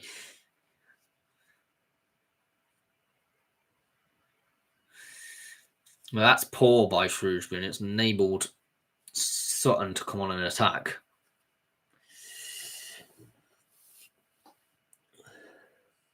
Oh, that's got to be a foul, surely. Yep. Pushed over by Stubbs, who looks very frustrated. And Eccleston, it was, I believe, he was on the ground. It wasn't Stubbs on the ground, actually. It was Stubbs on the ground. It wasn't even who committed the tackle, though. It was number 25 for Shrewsbury. As Eccleston was the one who went tumbling. Simper whipping across here. Great opportunity to score if they do so. Eccleston, I think, is onside. Could be a good option to have there on that back stick. The whistle has been blown. Could be an in-swinger. Doesn't get past anyone. Oh, the pass was too easily read, and now Shrewsbury are going to be coming on a counter-attack here.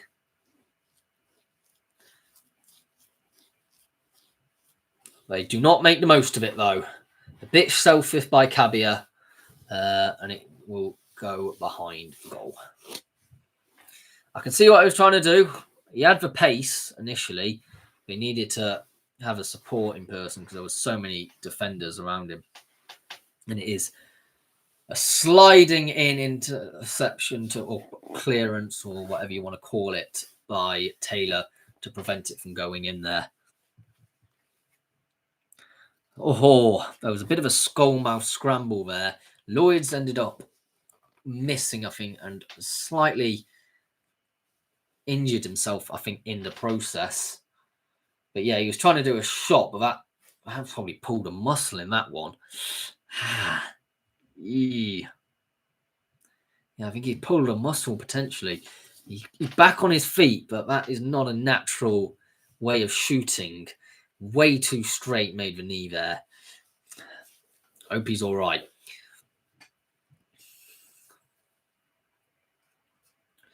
But yeah, Sutton got the possession now.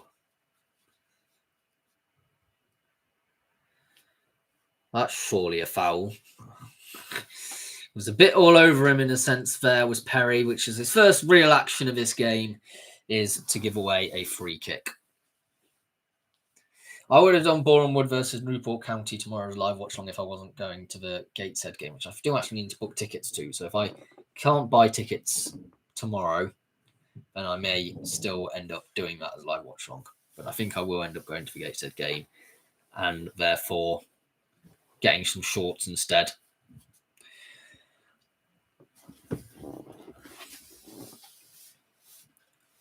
Oh, Harris with releasing ball for Ogbonna to run onto, and he can get there. And Hoole picks it out for a corner. He always looks so frustrated, Hoole. He really does. We probably are likely to get to extra time, aren't we, at this rate? Just looks like neither of them are quite ready to give away a goal at the moment. It'll be a corner for Sutton. It's whipped in. Oh, it's gone past everyone. Oh, was that scored directly by Jennings? It's gone past everyone. Sutton's just scored a scrap what I just said. Oh, my days. Jennings has just scored directly from a corner. Oh, my. How often do you see that in the FA Cup? I don't think that often, I must say. But yeah, Jennings with a beautiful perler of a ball. He's just whipped that round into the back of the net. I think that's gone directly in. Jennings has taken it in. I don't think it's taken a touch. I'm going to be honest. I don't think it's taken a touch. He's curled that all the way around. Peeked in. It's not taken a touch, and it's gone directly in from a corner. Oh, what an absolute scenes there are from that. And what a goal by Jennings. You don't see many goals directly scored by a corner, but when they are, they're always so satisfying to watch. But yeah, 1-0 Sutton. Jennings has made himself a club legend from that. So yeah, absolutely great performance. Don't sit back is the one piece of advice to give Sutton. Push for a second, and I'm sure they will. Because, but at the moment, looking great. Ogbonna couldn't make the most of that. It was quite a nice ball, actually, from Harris at the end of it. It wasn't, sorry, Ogbonna. It was that bloke who came on. Critchley.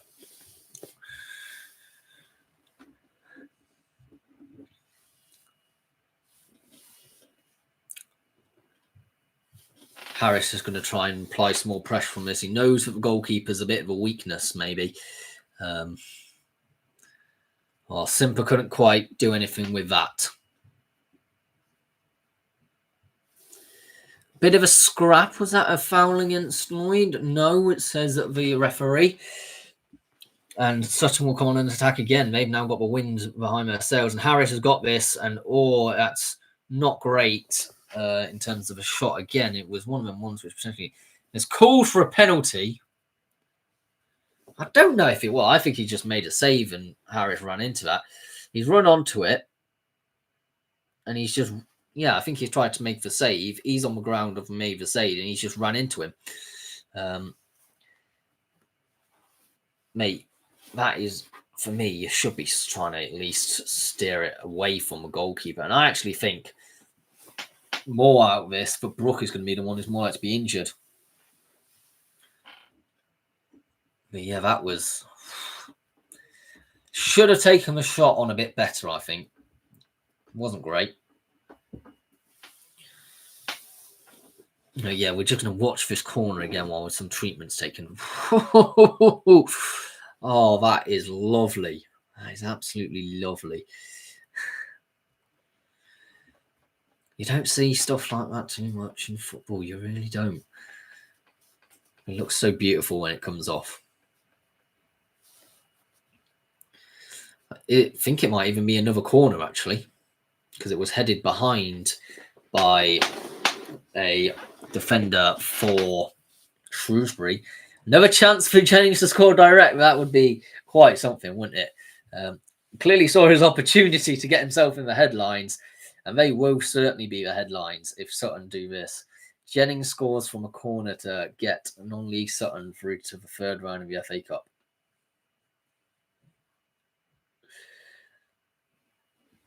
He's hooked it in.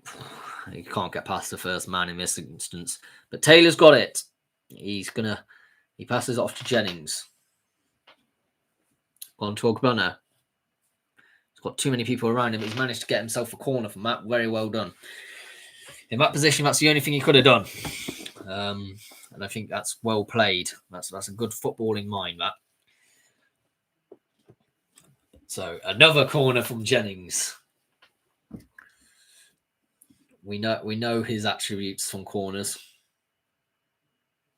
Slightly switching it up this time. Taylor's, it's a bouncy ball. Wasn't really ever going to get on target, I don't think. That's a cruncher by Taylor, the bold Taylor. And that's definitely going to be a yellow.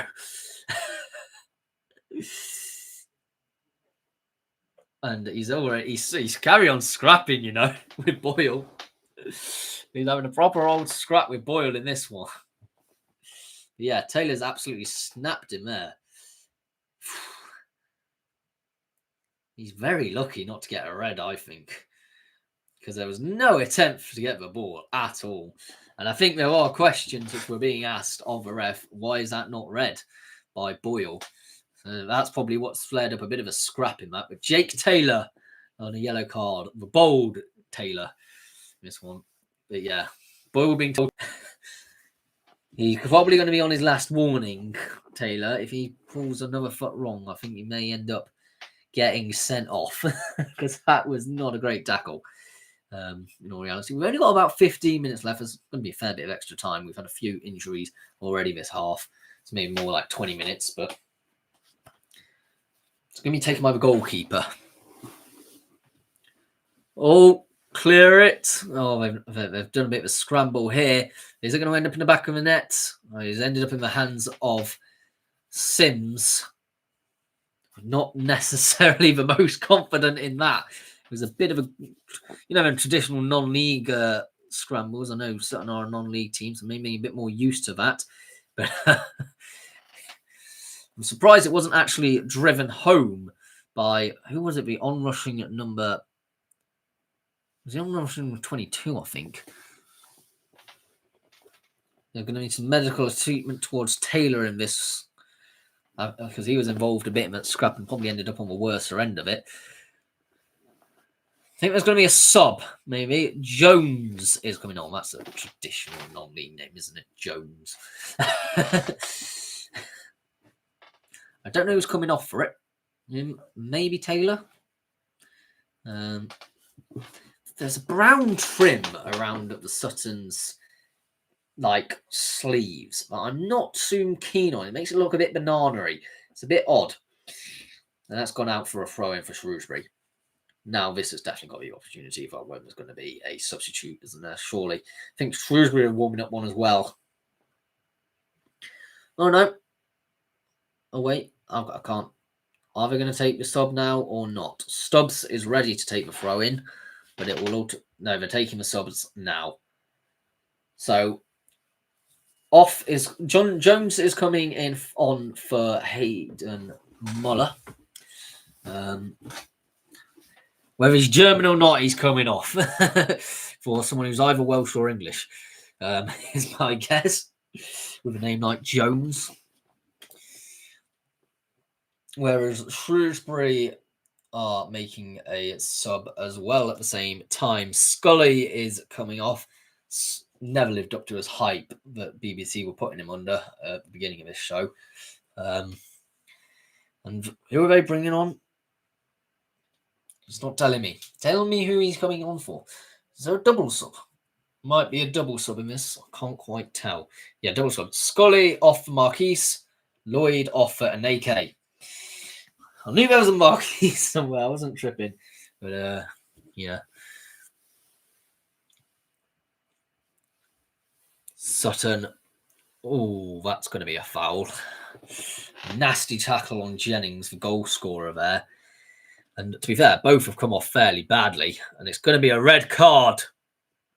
There's a red card for someone. The referee has got a red card out, ready to show.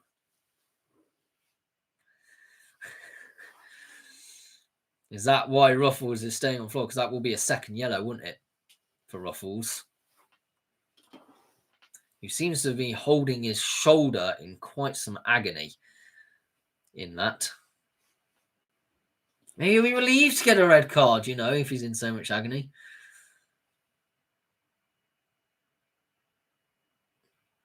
Yeah, that's probably going to be a Shrewsbury down 10 men, I would imagine.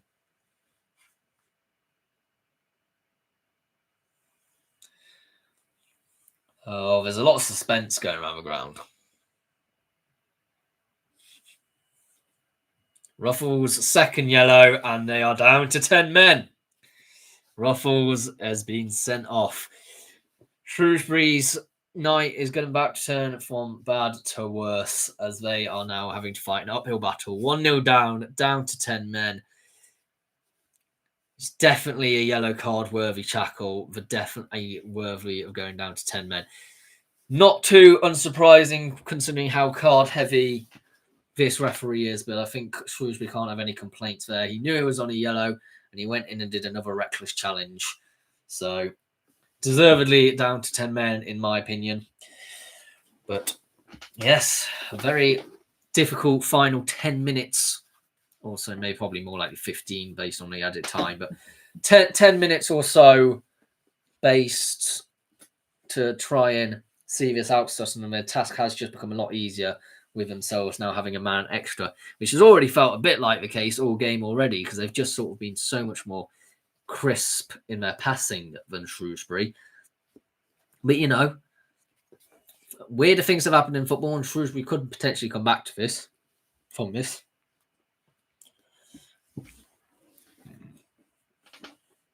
Oh, what would have gone through the manager's mind? Maybe he would have thought if he could potentially have subbed off the sent-off player instead. But, you know, I don't know what the rules would be about suspensions, whether that be the next league game or not. I'm not quite sure, because if they get knocked out of the FA Cup, does it roll on to next year's FA Cup, or does it just roll on to the next game based from the FA, so any of the ones domestically? I'm not sure. Someone will need to let me know. Hall is running on here. Hopes a crossover, but it's defended well, headed on behind. Was it defended by the attacker? Well, sorry, not defended by. Was it headed behind my attacker? Hall's here. He's whipped that in. Now I think it's for number 15, which would be the Akeke, who's just come on. Who's headed back behind. So it should be a goal kick for Sutton.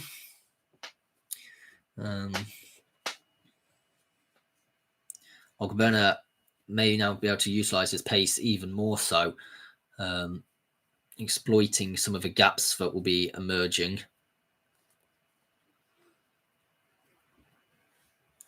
To be fair, if you told me Shrewsbury would be the team going down to 10 men, I wouldn't have quite believed you. Because at the moment there's been a lot of yellows for Sutton, and that's a tackle in. It's quite a hefty tackle, that one, but it's a clean one, mind. It's just a strong one. But yeah, that's by Eccleston. He's been a bit more quiet this second half, I will say. Maybe about time to substitute him, potentially.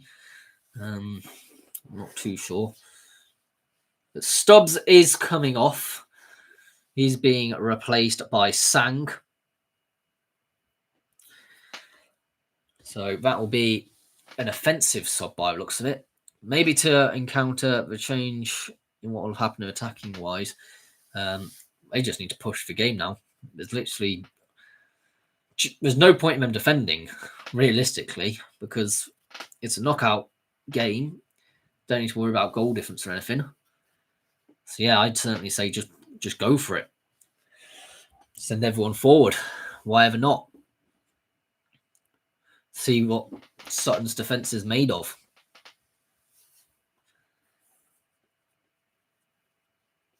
But yeah, Sutton progressing nicely down the wings at the moment. That's great work. Eccleston on it at the moment. He's just been decked by Lucas. That is you can't even question that, Lucas. Eccleston has just been absolutely decked. He's been grabbed by the neck and thrown on the floor. You'd be lucky, Lucas, if you didn't get a yellow card from that. We're not playing wrestling. We're not doing RKOs or whatever. That is a horrendous tackle from Lucas. And I think the referee's maybe feeling a bit generous in that one. Well, maybe because Lucas looks so clueless about how that was given against him. But you know what? I think it was definitely a yellow card worthy tackle. Simper to take this. It's going to be a slightly odd one for him to take, mind. Oh, it's tipped over and behind for a corner by Brooks. In a very traditional goalkeeper green. Yeah, Simper has whipped that round, but it's been tapped well over to be able to get it out for a corner, which we know Sutton are great at corners, so they don't need to concern themselves too much because they've got Pat Jennings. I don't know if his first name's Pat, but Jennings. I think this will be an in-swing, Not quite managed to do stuff from there. Bennett passes it in. They're making that extra man use, and they just missed. Was that yet again? If that's Harris again, he's frustrated me so much. How much he's missed these big chances. Because for me, that was on a plate for Harris to take. And somehow he's missed. Somehow the big lad has missed. Absolutely scandalous how you've missed from there. Hit the post, fine. But to miss, that's not really acceptable for me. And Shrewsbury will be now the team to attack on the right-hand side. Whips it in. Poked, well defended. That's a great save by Sims. That is a great save. Much needed one as well. I think it was Aneke was the one with a shot. Oh, no, it wasn't Aneke because Aneke is there. It was poked, slided over. Yeah, it's a great save for me. An absolute fantastic save from Sims. It will be a corner for Shrewsbury. Headed in. But that will be a goal kick. Can't quite control it, and it will have went out for a goal kick. Anderson, I think it was, who couldn't quite direct at home. Can this Harris, man? No, it's not Harris, that one. That one's that's someone else. We'll move on with a commentary on that. Back onto the midfield with Sutton. Now Harris is going to try and chase onto it. Because whoever the player was where I normally expect Harris to be.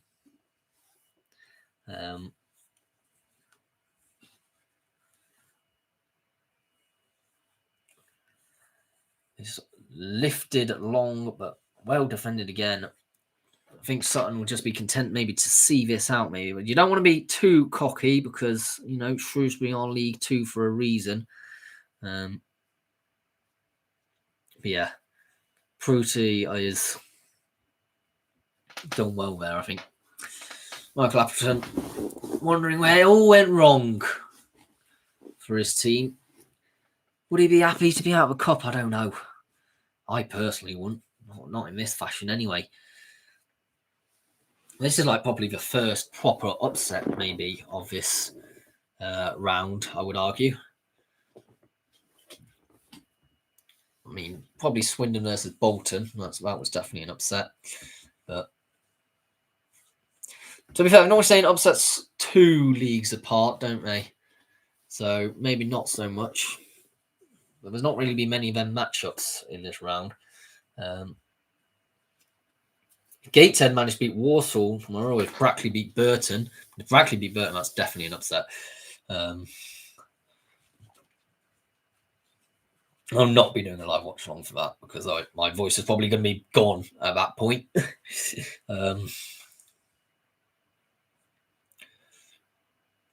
Well cleared by Brooks.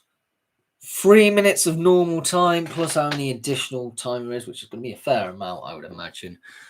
So yeah, I think this is a great performance by Sutton all round. Another one for the history books. On-rushing onslaught, last minute foray. I think this is the unbowled Taylor. Harris trying to cross-field it. Bowl Taylor.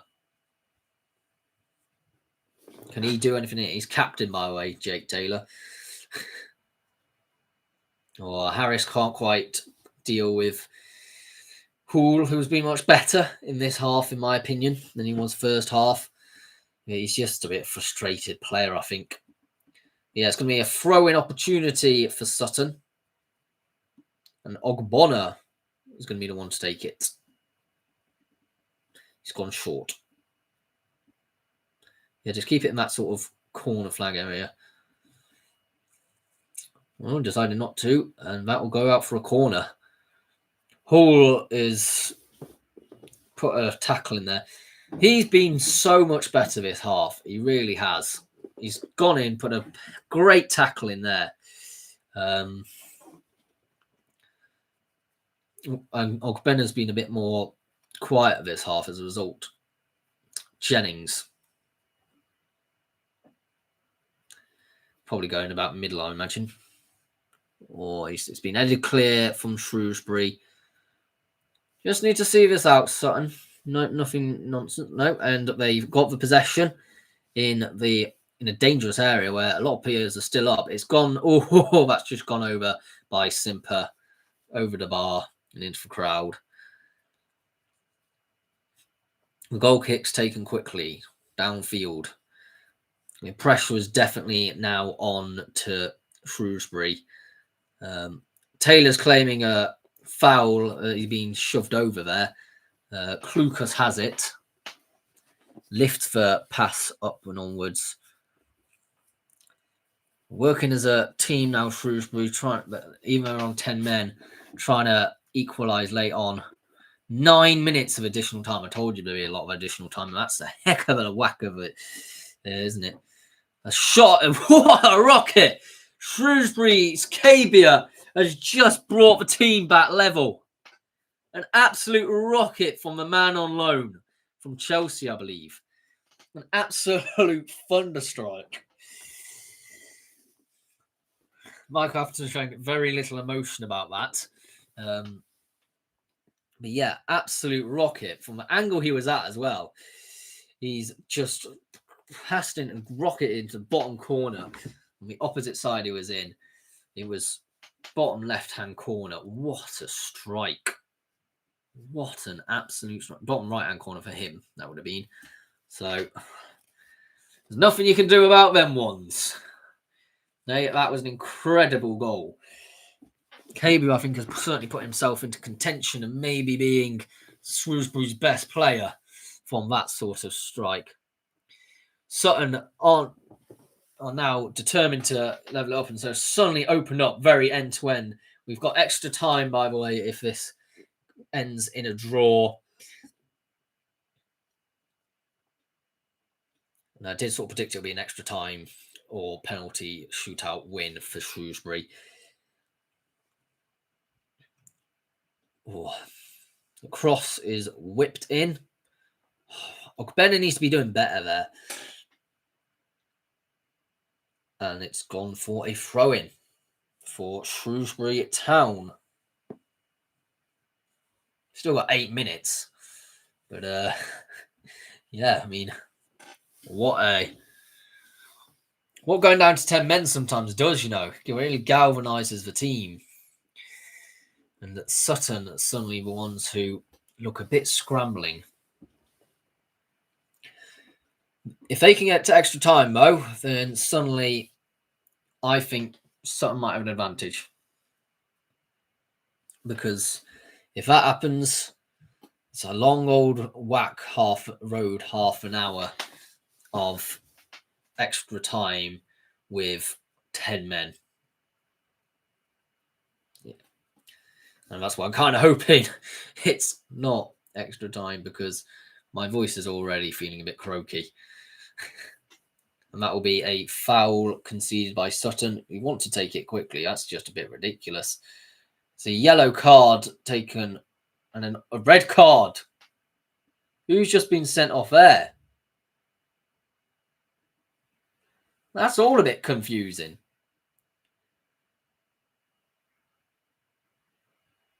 I mean, Ogbonna blocked it and he was already on a yellow. And it wasn't on it. He obviously wasn't 10 yards away. But I think he took the free kick too quickly. Ogbonna's been sent off as well. It's now 10 man apiece. This is an absolute crazy last 10 minutes we've just had. What on earth is going on? Oh my days. I mean, justifiably maybe a bit annoyed there, Ogbonna, for being sent off. I think there's a bit more of an injustice in that one. Don't know if that was necessarily a yellow card, maybe a telling off, but oh wow. 1-1 and both teams on 10 men. Who's going to win this one? Absolute crazy game. Oh my days. Glad we've decided to do a live watch along for this one in the FA Cup, eh? I don't think I've seen a crazier game in quite a while. It's annoying because one of Ogbonna was one of the only ones I could actually recognise on the pitch. I hate it when they make subs because it means that suddenly the ones I've remembered I can't remember. Still got about 5 minutes as well of additional time. This is turning into quite some theatre of production of football being played here. Really nice. It's going to be a throw in, I believe, for Shrewsbury. Level with a penalty area. Klukas making sure the ball is nice and dry so he can absolutely spin this in.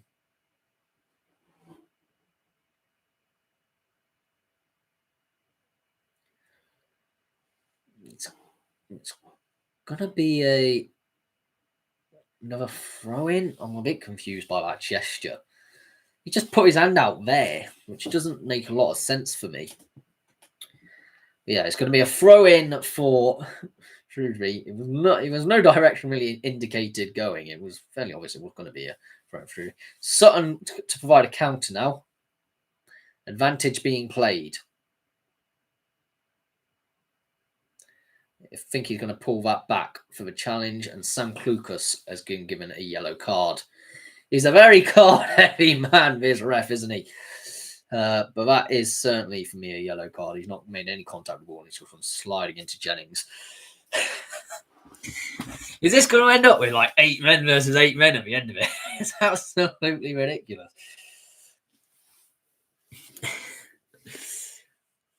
It's been an entertaining game. It's been certainly an entertaining one. I quite enjoy this frantic nature. It's quite unpredictable in a sense. Sutton coming forward for this one for an attack. Ooh, if he maybe just slid in there, could have got it. I think that was a decent enough cross there by Eccleston. And that's Eccleston takes the cross. Is he going? Could he have slid in? I think maybe he could have. I think it was Hamilton. Is it Hamilton? I can't remember what his name is. The one who's number 19. But yeah, Sutton fans looking nervous. bit annoyed maybe that they've thrown away what looked like to be quite a cruise control win at one point, but now does certainly not look as certain. You've now only got 2 minutes until extra time. There's been so much minutes of football played in this because there's been already so much extra time as well in injury time. So, oh my days, Sims come out and done a great sliding tackle, but that is a very, very dangerous play because if he did not time that right, it would either have been sent off or it would have been a destined goal for Shrewsbury. So he's done a good job to manage to time that just right. It was certainly a heart and a mouth moment maybe for some of the Sutton fans. And decent attendance actually in Sutton today. Well, behind the referee's back, there seemed to be a foul against Harris, but I don't think anyone saw it. Taylor poking it forward, but can't quite find his man. Going long would make sense here, but Taylor's managed to get his head on it. His big, shiny, bold head. Watch out, Harry. He's coming for you. 1 minute left of this till we get to extra time. Will we be going to extra time? It's offside. So no, we won't. I imagine from that.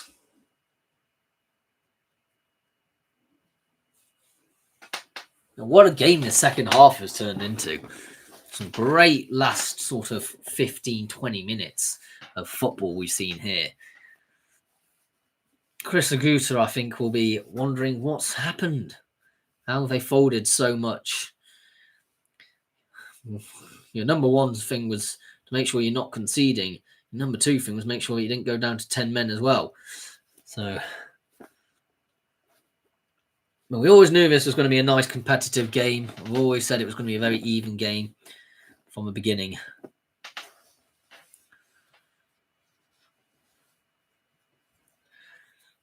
But yeah, it would certainly feel a bit more mundane from back to earth playing some National League football next season, next match. But these are where you thrive on for football, don't you? Opportunities like this. How is it not going into extra time? I'm not sure. Perry's down holding his leg.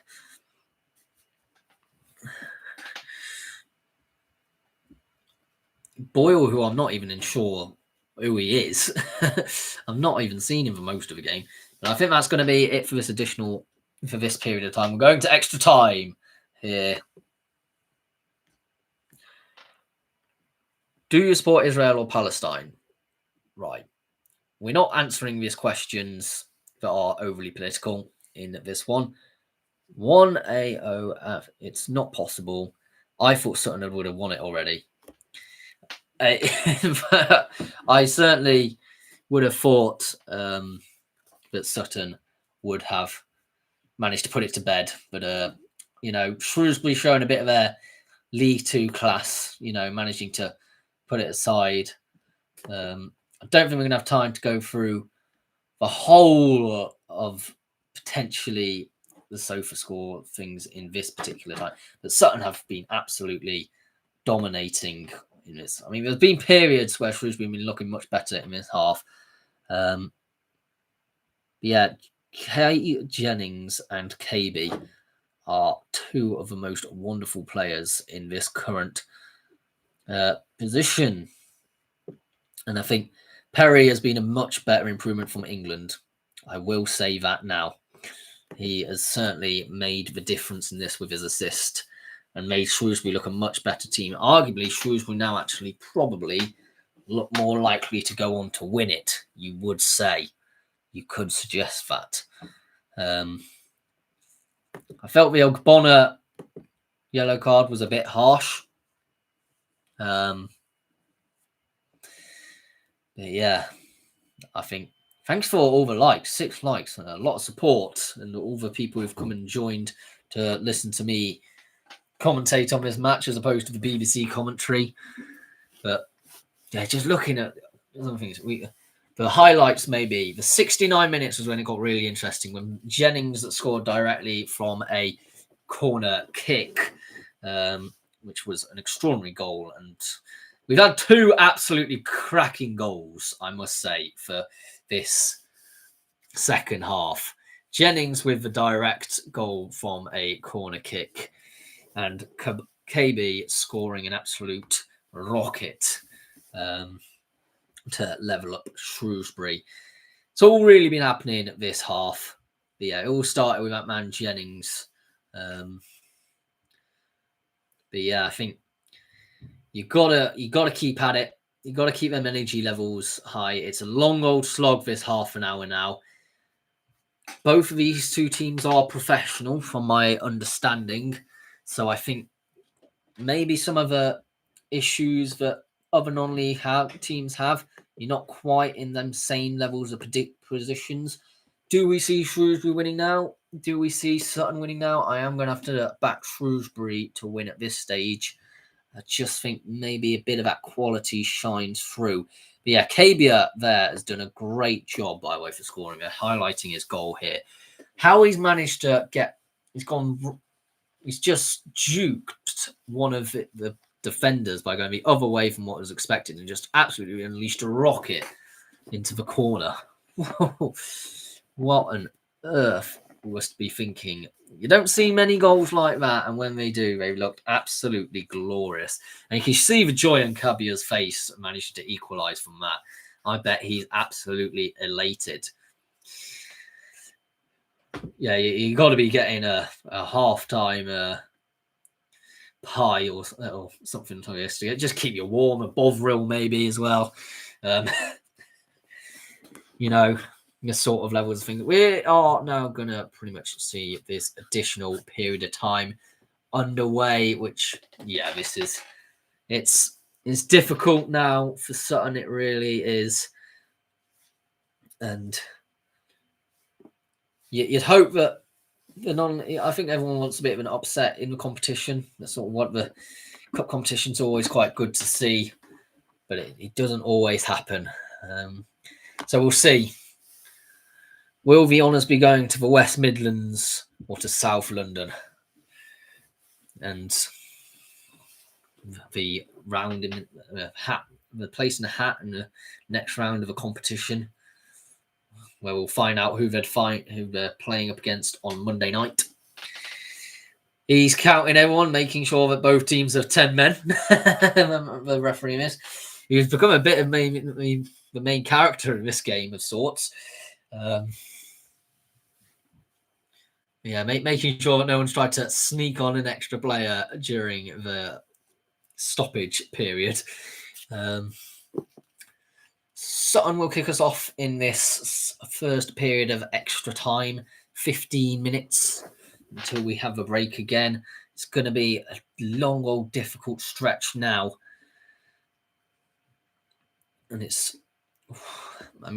sloppy balls like that aren't going to particularly help you, as it's gone to Brooks. Kabia has actually come off for McDermott at the start of this period of extra time. Hero boy for Shrewsbury has been brought on for McDermott.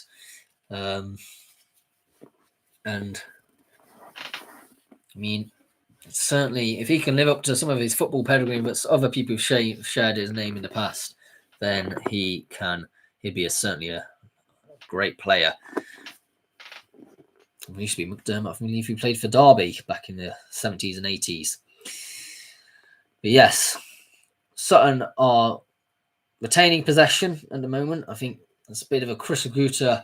That's poor. That's very poor.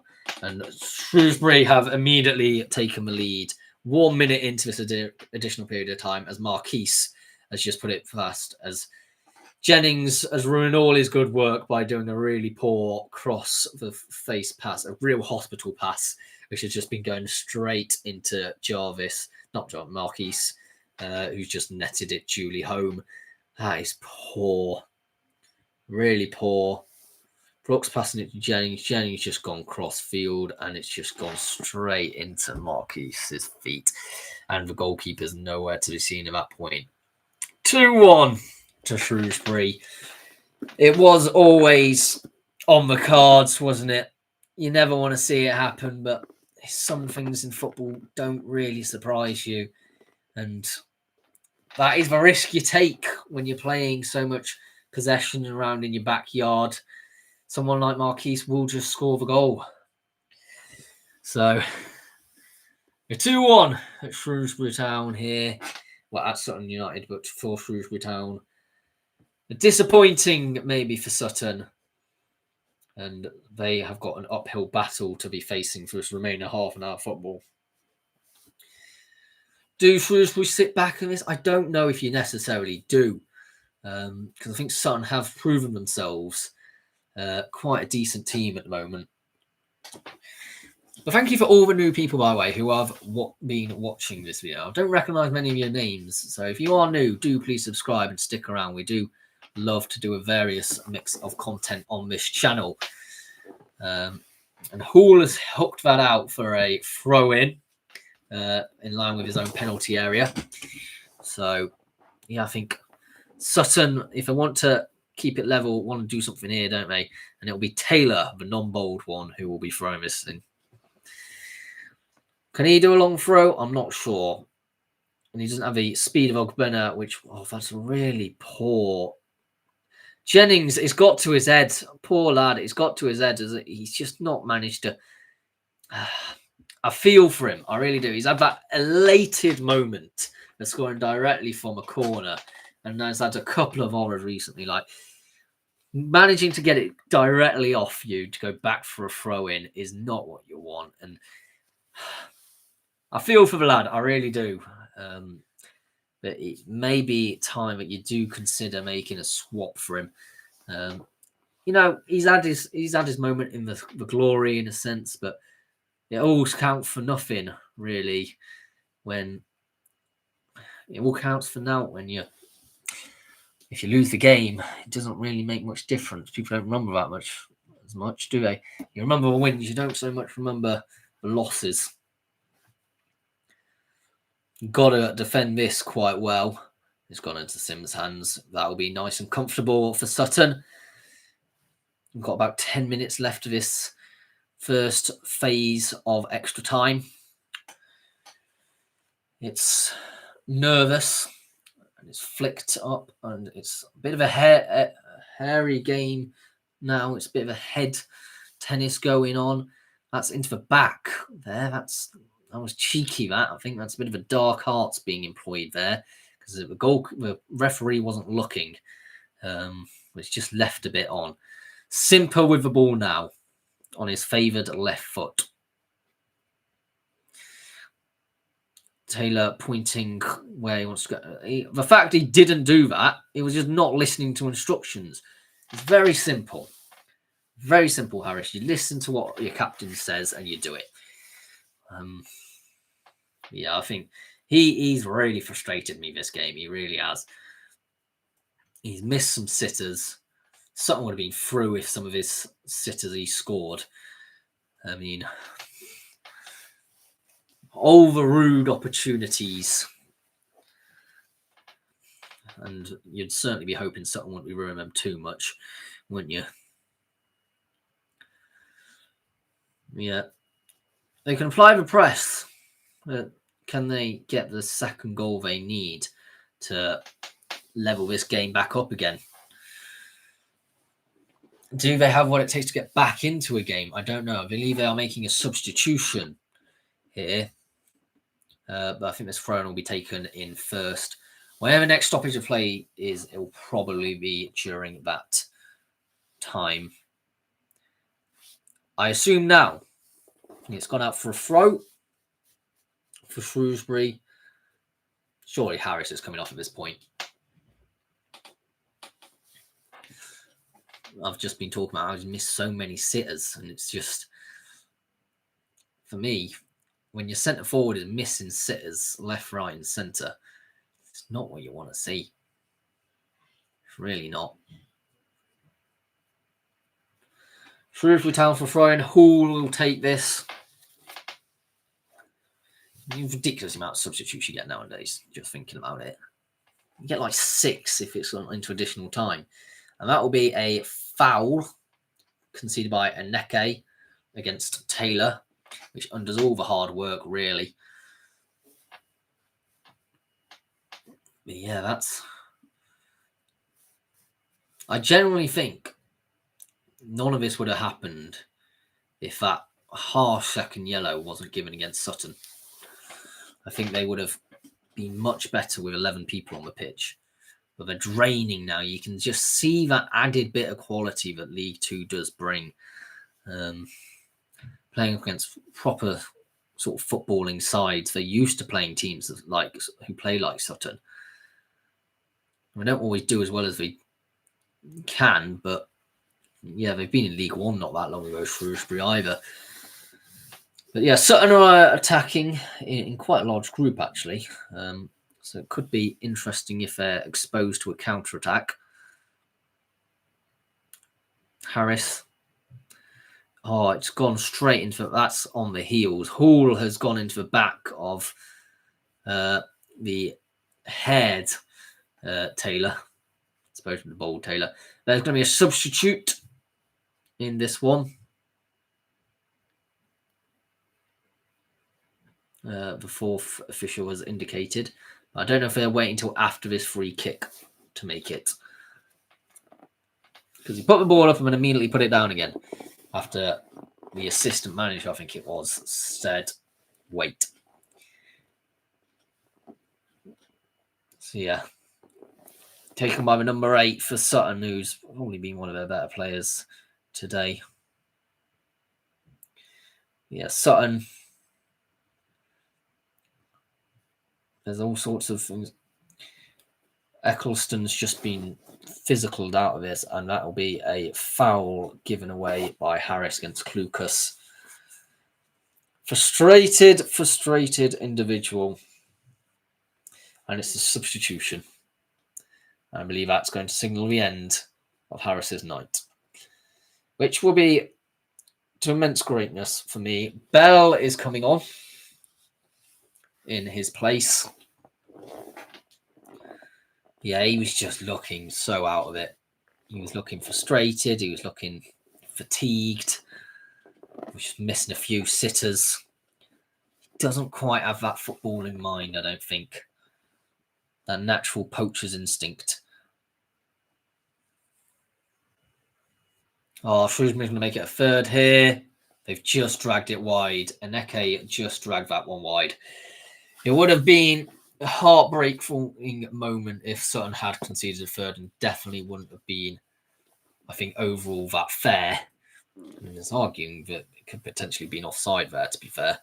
Yeah, he's dragged that wide. But yeah. Aneke, I haven't been the hugest admirer of his performance so far on the pitch. 5 minutes left to go of this first phase of extra time. May get a bit crazy again in the second phase. At the moment, it's looking a bit more tepid, a bit more. You can see the legs are beginning to become a bit more fatigued. A lot of football has been played already in this.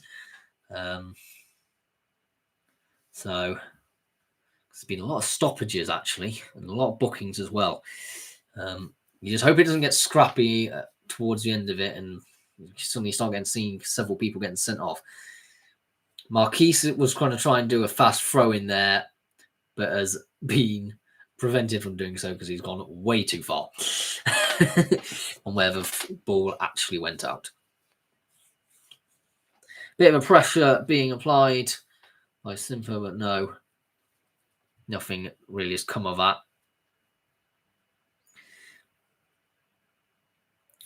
Sutton just can't get a hold on the game now. Clucas, who's been excellent. Number 7 for Sutton, who I'm not familiar who it is. Is it Bell? It might be Bell, who just recently come on. He's just been pushed from behind. There's no need for that. Absolutely no need. Bell's just been shoved over. You don't do that sort of thing. It's Eccleston, I think it was, who just ran up behind him and just pushed him. No attempt to play the ball at all. I'm surely that's a yellow card, ref. There's now a scrap being involved, and Neke pushing around with the goalkeeper Sims, who I think was just trying to help the player up. But this is all a bit ridiculous and farcical. It's McGregor? McDermott. Arthur McDermott, the player's one who's been tumbled over. Surely that's a yellow, ref. There was no intent to play the ball at all. Oh no, apparently it's not even a foul. It's a throw in. Well, that is absolutely ridiculous there, ref. I'm sorry. That's a wrong call to be made. I mean, I have been sympathetic a bit to Sutton in this game, but I'm going to call it as I see it, and that was definitely, for me, a yellow card behaviour. I'd be absolutely fuming if I was a Shrewsbury fan there and seeing that. So, Piscagoula to try and persuade his team just to carry on going, attacking forward, applying the pressures. They did so well in that the period of normal time in the game. They look so good, but it does look now a bit more fatigued, maybe.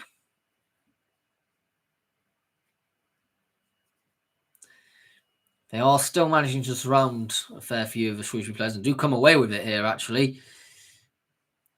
A shot, and it's pushed over the bar. It was the Taylor, which has hair. Jack Taylor, I think that is, with the shot.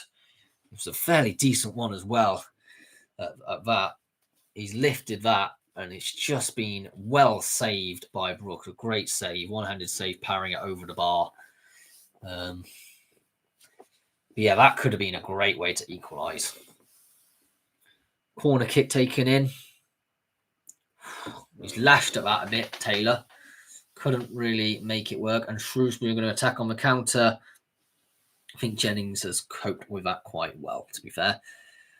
Atoning maybe for his earlier mistake of a crossfield pass. Talking about crossfield pass, Bell is well and truly open over on this near side. He's not had an introduction, but he's here now.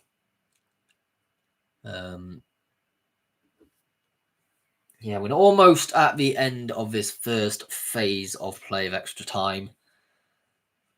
Shrewsbury leading 2-1 in the additional period of time. So I think you would be pretty naive to say that Shrewsbury are not going to win it at this point. But I won't rule out Sutton. They have been decent this game. It's certainly not over until the whistle blows for full time. So, and Sutton will be attacking again. Jennings has gone a backwards pass there.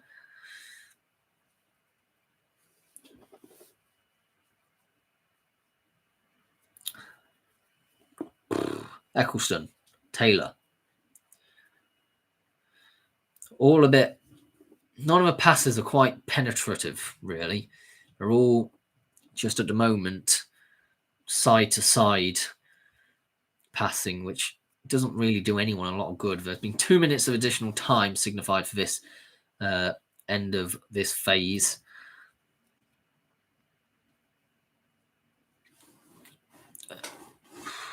All a bit of trying to Batman at the moment. He's just trying to see where everywhere is. Bundling in maybe, but that was, I think it was Halls who was one who's gone down a bit injured with cramp by the looks of that. He's done a lot of football at the moment, and he's come off with there's a bit of pace and a bit of a spring in that. It will be a corner, and that will probably be what will end this period of time. It could be interesting if they manage to score here. Will Boyle marshalling his men. He's captain of a Shrewsbury team.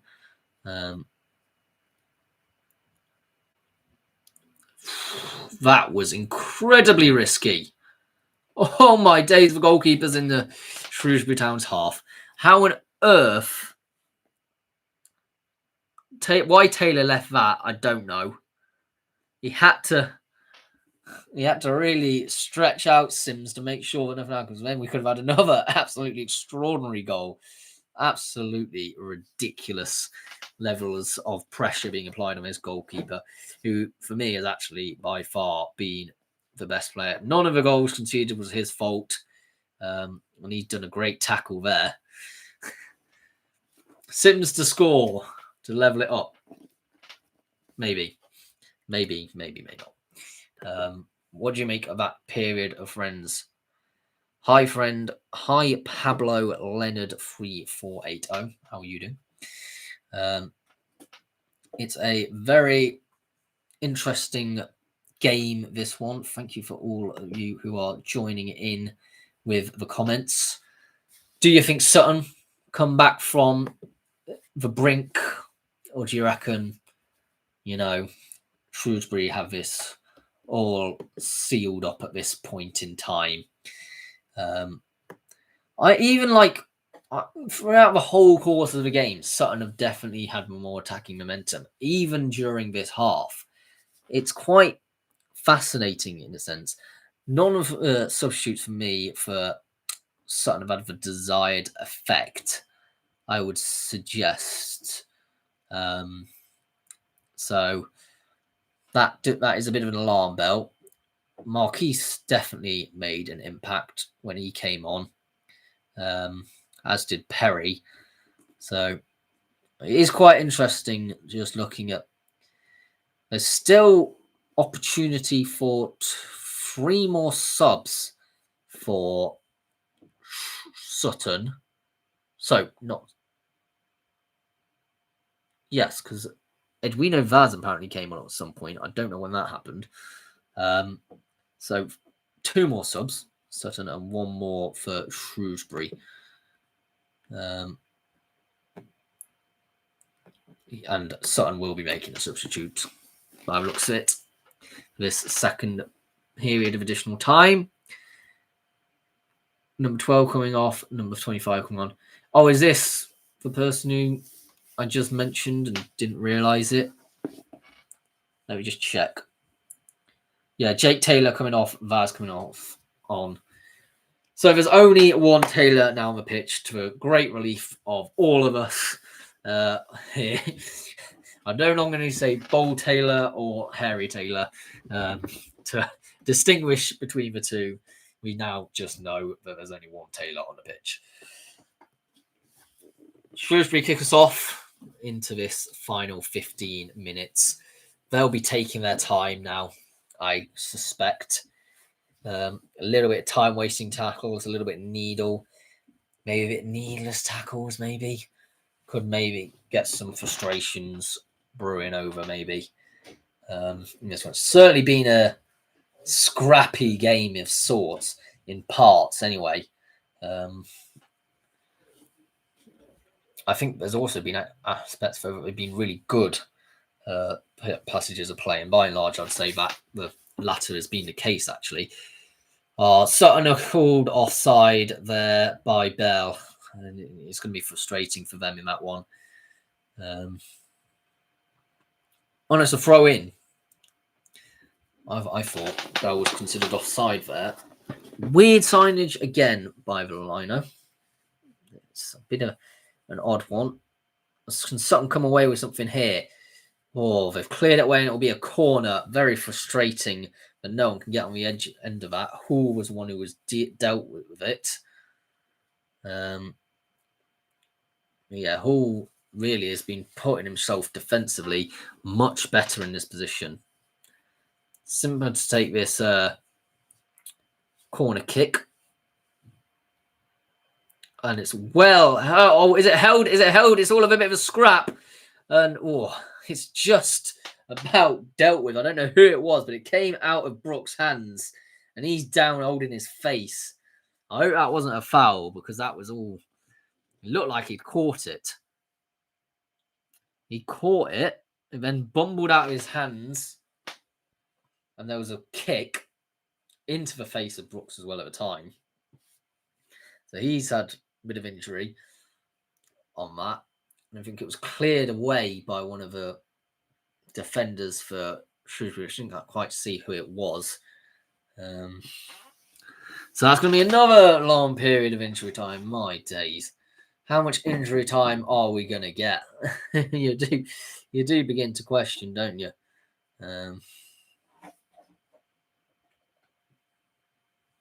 Yeah, I really hope Brooks is okay because he is actually quite badly injured in this. He lost control of the ball and someone's just kicked him in the face. I think it may have been Eccleston. I think he may have got a nosebleed as well as a result. It's quite, getting a boot to the face. I'm sure he'll be fine, but it is a bit, it's difficult. Like if he's not concussed or anything, it should be great. I imagine Shrewsbury have a backup goalkeeper, but I doubt they want to use him because Brooks has been one of their better players today. Actually, can they make a substitute at this point? I think they have one left. If it's a head injury, you could does that emergency substitution come into force? Actually, that might be another conversation about it. But yeah, it's squeaky bum time, I think, for Sutton. Bit of nervousness, the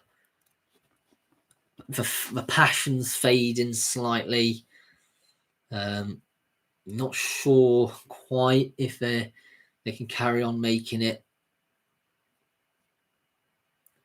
But yeah, he's certainly been bleeding. I think it's a cut lip, actually, that Brooke was dealing with. So it is a bit of a painful one, but he's up and standing, which is at least something. Yeah, that water's going to taste horrible. It's got blood in it, mate. So, but he's up standing. So,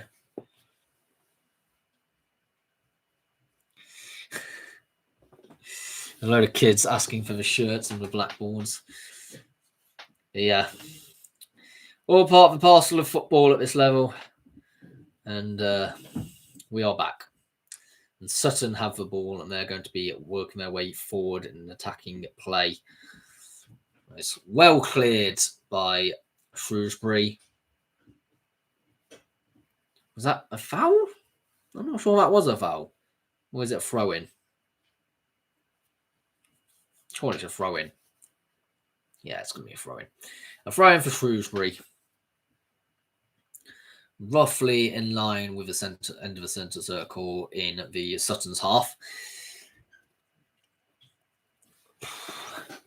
10 minutes left. That's a poor challenge. That's going to be another red card. The third red card of this game, and it goes to Eccleston. Eccleston has been sent off. How many cards is this guy brandishing? Absolutely ridiculous. Looking at this, right? What even happened there? I don't even know if that was a card. He's jumped ahead of a ball, and the person behind him was holding him, and he's ended up... Has he accidentally elbowed him? What's going on there? That is super confusing. He's moaning to the fourth official. He's kicked a water bottle in frustration. I think Eccleston has been served some proper injustice there. That's absolutely ridiculous. I said there was going to be another red card. This referee is far too heavy-handed. This is an absolute ridiculous amount of cards to see in a game. I have never seen so many cards in a game before. Well, we know he's not left them at home, but my days, referee the occasion, mate. It's a non-league team versus a League Two team. Of course, there's going to be a bit of scrap in it. He's given a free kick to Shrewsbury there. There's going to be a scrap at the end of this game if the referee's not careful.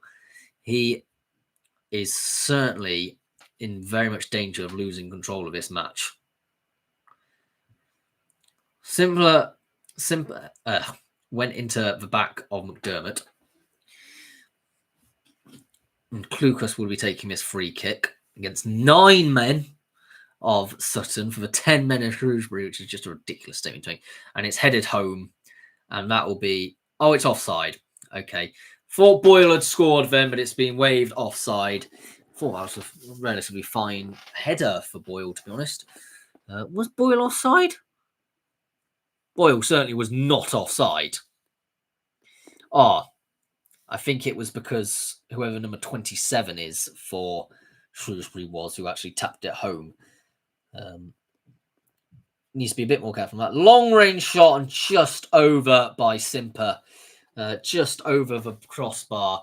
He saw the headlines lifting up and was almost did a great job. Unfortunately, he's just slightly too high. Yeah, what a game. What a game. I'm glad we've chosen to watch this game. I really am, because it's even an entertaining one. Even though there's been far too many cards in here, there's also been some fantastic efforts and some fantastic goals as well.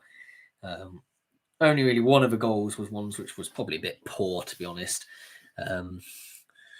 It's a shame, really. Sutton don't deserve it, in a sense, because actually they've been quite good this game. They're going to take a quick free kick in their own half, as they're now going to try and progress down the field. Suddenly you start noticing that there is a lot less people on the pitch now. And that's going to be a foul conceded by Marquis. Is he going to find himself in the book as well, I wonder? No, I don't think he is, but it's certainly a free kick. 5 minutes or so left of this game. Jennings over this for a free kick. Whipping it in. It's headed clear. It's gone too far wide by Simper. He's just desperate for something at this moment in time. He really is. I think he can see, if he gets an equaliser, he sees himself as like the headline figure. But I mean, sometimes you just need to take a bit of time, less lashing out. And that'll be very much... Now, he can get himself to be the headlines. Brook to take another goal kick into the black lights, the black night sky. Can't see a single star out there. Presumably it's because of the cameras can't quite pick it up, but it could also be because of the urbanness of London. Surely that's out now for a throw. There's several bits of just like giving it to each other. Throw in to Sutton. They take it quickly as they go and operate some defensive in the defensive half. Sims. Oh, what a bit of skill set. Left him for dirt. But alas, this could be it. A great save by Sims, who was actually quite far off his line there. And he's done a decent job, this goalkeeper. I think Sims has done a fantastic job, rating quite highly. He's done what you needed for a goalkeeper and some. But actually, both goalkeepers, I'd say, have done a very decent job. I wouldn't criticise either of them. They've both been there for when they caught it, and neither of them have a clean sheet. I think they've certainly been good players all round. It's an offside call as Sutton were attacking, so Shrewsbury will have a free kick. He'll probably be content to do so. John Marquis, for some reason, has been given player of the match. That is an absolute ridiculous decision. His goal was like the worst out of the 3 goals. How has Marquis been given?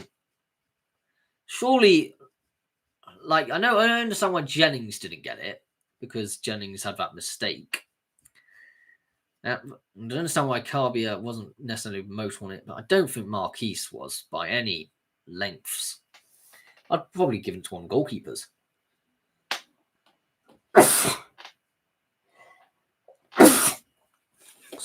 Bless me.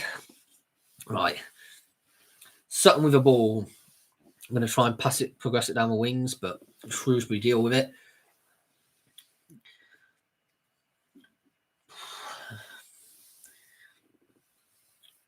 Shrewsbury can open themselves up for a good crossing opportunity here. But they are well surrounded still, even though they've got the extra man at the moment. Jones doing a great job there. Oh, it's cleared by Sutton.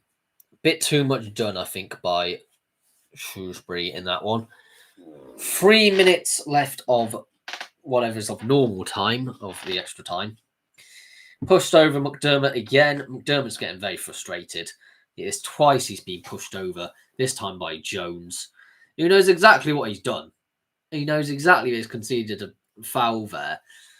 And somehow he's getting away with it again. McDermott is so flipping frustrated. Understandably so.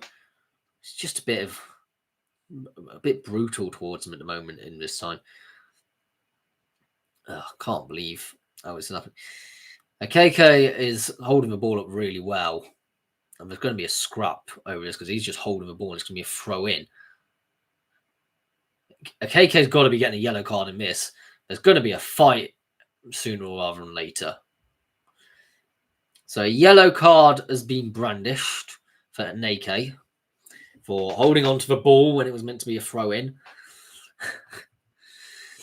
He follows the letter of the law, this man, very, very stringently. Chucksaneke will want to have received a yellow card now. Is this most amount of yellow cards that you've ever seen in a match? Do let me know in the live feed comments, because this is getting a ridiculous amount of yellow cards. Almost half the squad, I think, if you added them all up, would have had a yellow card for both teams.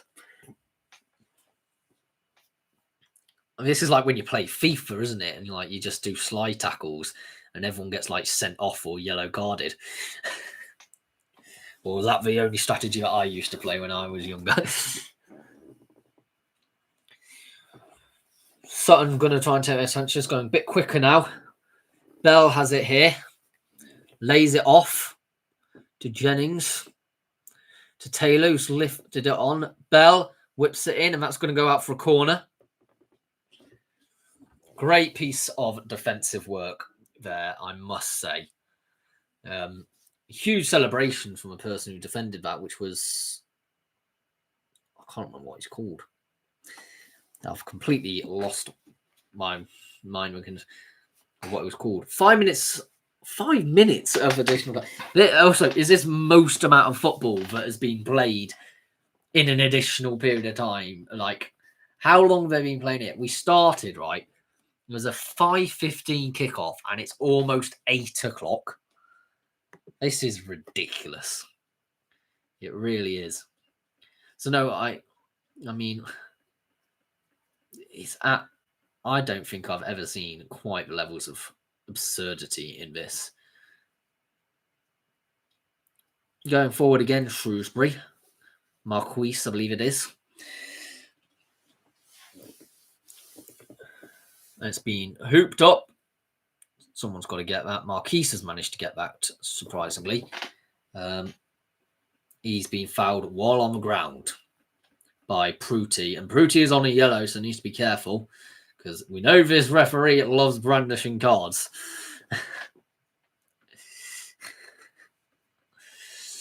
It's always a bad sign when you're talking more about the referee than the players at this point, isn't it? Yes, it will be a free kick for Shrewsbury.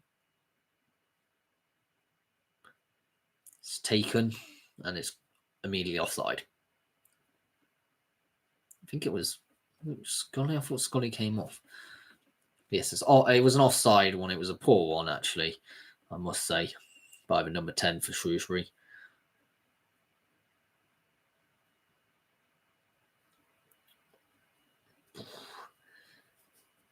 It's becoming a bit desperate now, I think, for Sutton. And they're throwing almost everyone forward, but it's slide tackled in a poor position. And they've left themselves open. Simper has done a bad tackle, but his advantage played. It's shot, well saved by Sims. It was McDermott with the shot. who hasn't really had the rough of a green since he's come on. Oh, and Nenke has claimed the ball in this attacking sense. Oh, a bit of a hugging each other. Don't you love to see it? Yeah, there was certainly a bit of needle in this, but yeah, the McDermott shot was well saved by Sims in the end. Very good goalkeeper, a very, very good goalkeeper.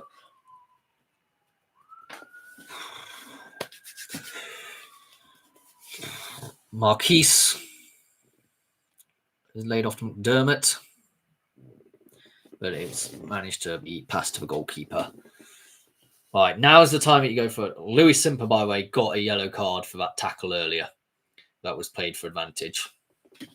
If you're keeping count of the yellow cards in this game, which seems an extraordinary amount. Oh.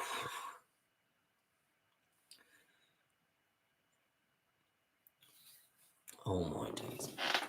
Sutton have got a throw in a dangerous position now. They need to make this count. There's only a minute and a half of the extra time to play. There's plenty of people open. That was a good choice, I would say, in terms of the person to pick out. Bell has it at the moment, and he's trying to skip past two players, and he just can't quite do it. And that's going to go out for a goal kick. I think Bell was the one who kicked it out in touch. Yeah, the goalkeeper's going to take a bit of time, I think, over this one, maybe, considering there's only a minute left, you would argue. Yep, that's it. Walk always slowly to the other side of your area where you can take the goal kick and do it. It's all routine things you see from goalkeepers, you know. You see it whatever level, you really do. And you wait a little bit and you take it. And what you should have done is just gone and kicked it immediately out of play, like further up the field. But, oh well, it's still decent. Bell's slide forward, but he's not going to be able to do anything. And Anenke is offside by miles. Like, I don't know what he thought was going to happen to Anenke there. Sutton's last attack, potentially. There's like 4 seconds left. That's a poor pass to do in this position. Lifted forward. If Bell can do anything here, is it going to be scrapping forward? Oh, it's going to be a corner. Is there going to be time for the corner? A really great piece of last-minute defending there from Boyle, who is pretending to have cramp. And that is going to be time. And that is time. Shrewsbury Town have gone through. Shrewsbury Town have progressed through to the FA Cup in the next round. Oh, well. The upset didn't quite come off in the end. And I think everyone's a bit, there was a lot of red cards in there. Have you ever seen that many red cards? Let me know. We are just going to go through some of the rankings of the players. So, yes, let's start with the Sutton side. On a 6.67 overall on the sofa score. A 7.8 for the Jack Sims. I absolutely agree. He has been, for me, the best player, maybe other than Jennings. Although Jennings did make that mistake. So, yeah, I'd say Jack Sims has been the best player for me for Sutton. He has made so many saves. He's made 6 saves, 4 saves from inside the box. He had 2 successful run-outs. He did risky plays. He really did. He was certainly, kept on his toes the entire game, really. From the second half onwards, really, of normal time. 7.0 from Jack Taylor. And that was the one which did have hair, by the way. And he won 2 out of 2 of his tackles. He had 4 interceptions, 1 clearances, 7 recoveries. won half his ground duels at 6 out of 12, 3 out of 5 aerial duels he won, had 3 fouls, but was the only person, I think, in the entirety of the defensive line of Sutton to have not been given a yellow card. Pruti on a 6.9 was one of the people who got a yellow card. He was the person who I kept on referring to as Batman because I kept on forgetting his last name, but he covered everywhere in his own half. He really did. Defensively, relatively, I think he could have done a bit more, to be honest. 1 interception, 1 clearance, 2 block shots, 9 recoveries, 3 out of 5 ground duels won, 3 out of the 7 aerial duels won. Just looking at his pass map here, it was by and large forward or sideways facing, and it was quite successful actually in all. 90% accurate passes, 137 out of 153 he attempted.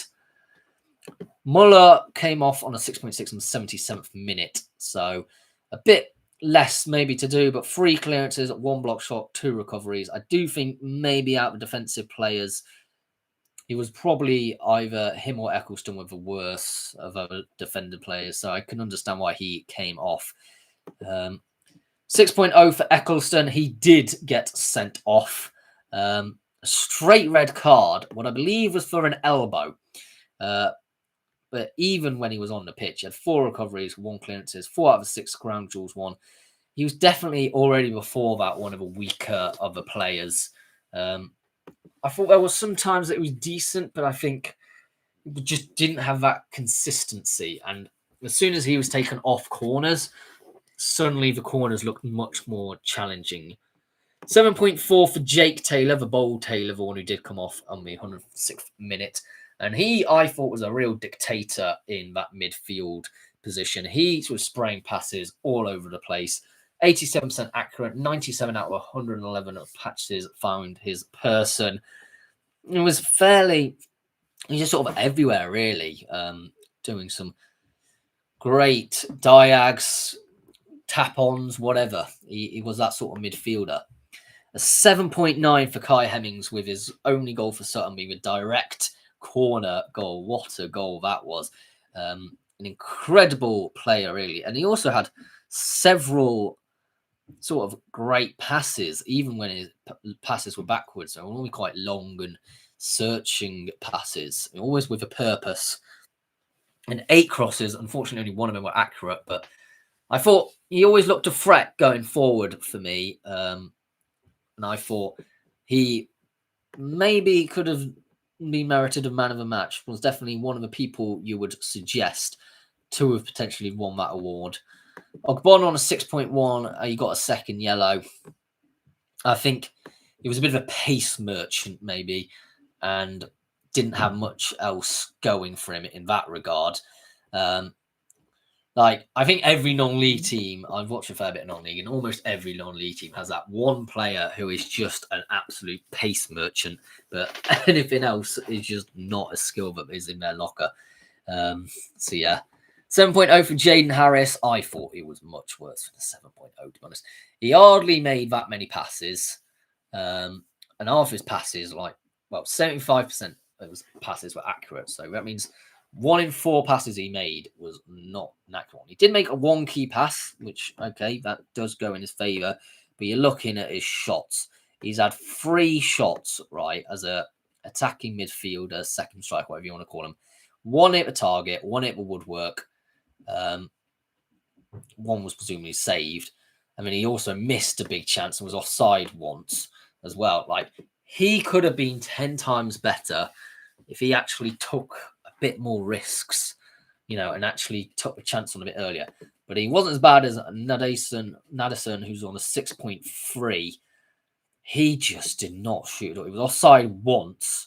He didn't have a single shot. I don't know what he was doing. He was just right passenger in the game. And in terms of people brought on, 6.2 for Critchlow was very quiet. He was slugged on the 66th minute and didn't really do much. And he also had, as an attacking player, he came off in the decent. I don't think he was that much better either. He only had 3 accurate passes out of the 3 he attempted. What he was doing is absolutely beyond me. He just wasn't in the thing. He had 1 offside. He was so quiet. You couldn't even notice if he was in the game. Aaron Jones on a 6.1. He came on for Hayden Muller. Much more right-hand-sided player. 3 clearances, 2 recoveries, 2 out of 4 ground duels he won, 1 out of 2 tackles he won. Yeah, he was a bit exposed at times, I would suggest, and a bit one-dimensional. Charlie Bell on a 5.7. Maybe, I mean, he wasn't on for that long. He was only on for like 20 minutes. And he wasn't that apparent at the time. I mean, he made 1 key pass, though. He could have made stuff happen, but he wasn't very accurate in a passing sense. And also, he didn't have a single shot. So, yeah, I can see that. He wasn't actually that much of an upgrade on Harris. Edwino Vaz was on a 6.7. He won his only ground duel. He was coming on as a midfielder, though, a bit. I mean, nothing he really did. He didn't really do much. That's the thing. He was offside twice, and that was about it. He did only play for 15 minutes, though, so you can't really talk too much. A 6.99 for Shrewsbury Town, as 7.5 rating for Will Brook, who I thought was excellent, actually. He had some incredible saves in this one. Like, he made 3 saves, once from inside the box, which I imagine means his own penalty box. Like, not the penalty box, but the inner circle bit, but inner box bit. He had 2 successful runs out, and he had 1 eye claim, and I thought he was a very decent goalkeeper and did some fantastic loads. And this is what SofaScore doesn't look at so much, was the difficulties of the saves, because some of them shots against him were truly fantastic, and he did a great job preventing them. 6.7 for Tom Anderson. I think he was a bit quiet considering he played the entirety of the game. He only had 1 tackle, which he won, 2 interceptions, 9 clearances, okay, a fair amount of clearances, 4 recoveries, 1 out of 2 ground duels he won, 1 out of 2 aerial duels he won. I just thought he was quite quiet, to be honest. I mean, he was a bit all over the place in terms of defensively, doing quite a good job covering that regard. No, I don't think he was that great. 6.3 for Sam Stubbs. He was taken off for Thomas Sang, and you know what? I thought he was actually not that bad. He had 1 interception, 6 clearances, 2 block shots, 6 recoveries, 4 out of 4 aerial duels he won. I think he was one of the ones who just put his body on the line. I think being a 6.3 is a bit of a low rating for him. I know he got a yellow card and got taken off fairly early on, but 7.5 for Will Boyle, definitely for me, the captain, and definitely a standout performance defensive-wise. He prevented almost everything going in. He had 5 tackles. He had 6 tackles. He won 5. 8 clearances, 2 recoveries, 7 out of 7 ground duels he won. 3 out of 3 aerial duels he won. He was a menace for the opposition, and that's probably why they didn't win, actually, because his defensive play proved valuable. 6.7 for Hall. When he was brought slightly further back as a more defensive right back, he was much better playing. When he was attacking forward, I don't think he was as good. That's my opinion on that. I thought he was a very decent defender, but I didn't think he was very good at passing, and I didn't think he was very good at speed or sort of dribbles or something. He did lose possession quite a bit, but defensively, he was really solid. If you look at it, he attempted 7 tackles and won 5, had 2 interceptions, 9 clearances, 9 recoveries, and won 7 out of the 15 ground duels he won. He attempted everything. I thought he at least had that effort, and actually, when he was brought slightly further back as that right back, and I think they went into a bit more of a back 5 at times, he was a really, really strong player. I think going forward was not his strength. 6.3 for Isaac England. Yeah, he was absent. He came off in the 62nd minute for Perry, and even before then, I didn't really notice him too much. He only had 24 passes and 18 of which were accurate. For a midfielder, that is just not good enough. Ruffles got sent off. It was on a 7.0 though. I think maybe in a sense, he was a deserved sending off. He had sort of all of his passes were a bit. He just wouldn't know which way he was going, which in some sense is good in the unpredictable nature of it. But yeah, in some aspects, it's not ideal. 7.4 for Sam Clucas. Yeah, very good, solid performance from the ex-Stoke, Hull and Swansea man, constantly dominating that line. Some of his passes forwards maybe could be a bit better, but he had great crosses. 5 out of his 7 crosses were accurate. 5 key passes, by the way. I will say that. A key pass being a pass that led directly to a shot by his teammate. So he's always involved heavily in the build-up. He had that levels of professionalism that you expect. And also defensively, he was defensive attributes all over the pitch. He had 10 recoveries, 4 clearances, 3 interceptions, 3 out of 5 ground duels he won. Yeah, a good player, Sam Clucas, and I'm glad to see he still absolutely has it. The man of the match given by SofaScore is Ismail Kabir, which is well understandable for his incredible goal. He played 90 minutes, came off at the start of extra time. He scored the first goal for Shrewsbury. He had 4 shots, 3 of them were on target, and 1 of them was blocked. Yeah, he was a reason offensively that Shrewsbury looked so good, because I don't think Lloyd or Scully particularly were that good. Scully on a 6.6. He was replaced by Marquise. He had 2 shots. They were both on target, to be fair, for Scully, but he missed 1 big chance as well. So yeah, 6.6 for him. 6.8 for George Lloyd. He came off for Aneke on the 77th minute. He was horrendous at shooting. He only had 1 shot and he missed. He just wasn't in the positions where you needed him to be. If he's your centre forward, you want him banging in the goals. And much change when them 2 came off. And Taylor Perry came on for Isaac in 6.9 and was a much better midfielder. He played 58 minutes. Was a bit backwards and forwards in his passing. He wasn't always the greatest in terms of the midfield positioning.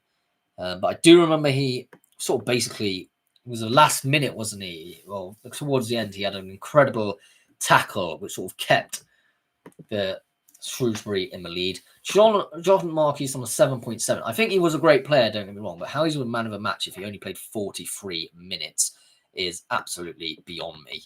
But yeah, he did score the second goal in extra time very early on.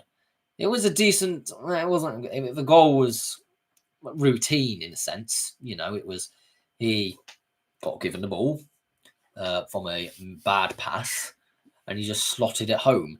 And that was the only shot he actually took all game. He was offside twice. So I don't know why he was given the man of the match, to be honest. I don't think he deserves it. Chukwuemeka on a 6.2. He was horrendous, to be honest. He also missed. He had 3 shots.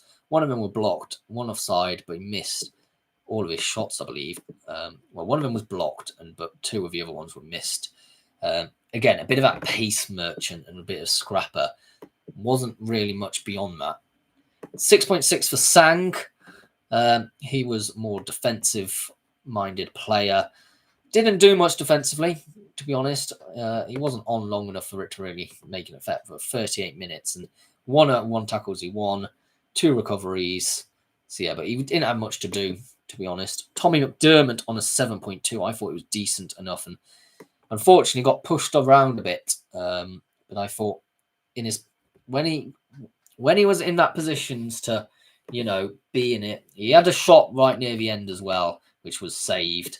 It was a bit of a shame he was shoved so much off the ball, because for me, Tommy, he's a youngster. He's on loan from Burnley. That makes sense. He's had 12 games in League One this season and scored 17 games in total and scored 3.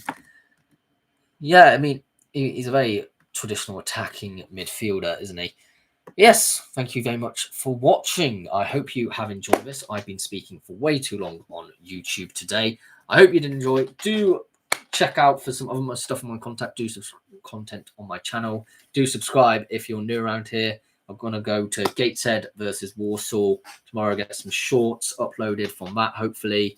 Going to do my predictions on Tuesday. At some point, I'll do what would happen if the free up, free down system was in place the entire time across the National League's history from the Alliance Premier League onwards, and see a bit of a make-believe situation. But I'll see you all in the next one. Goodbye for now.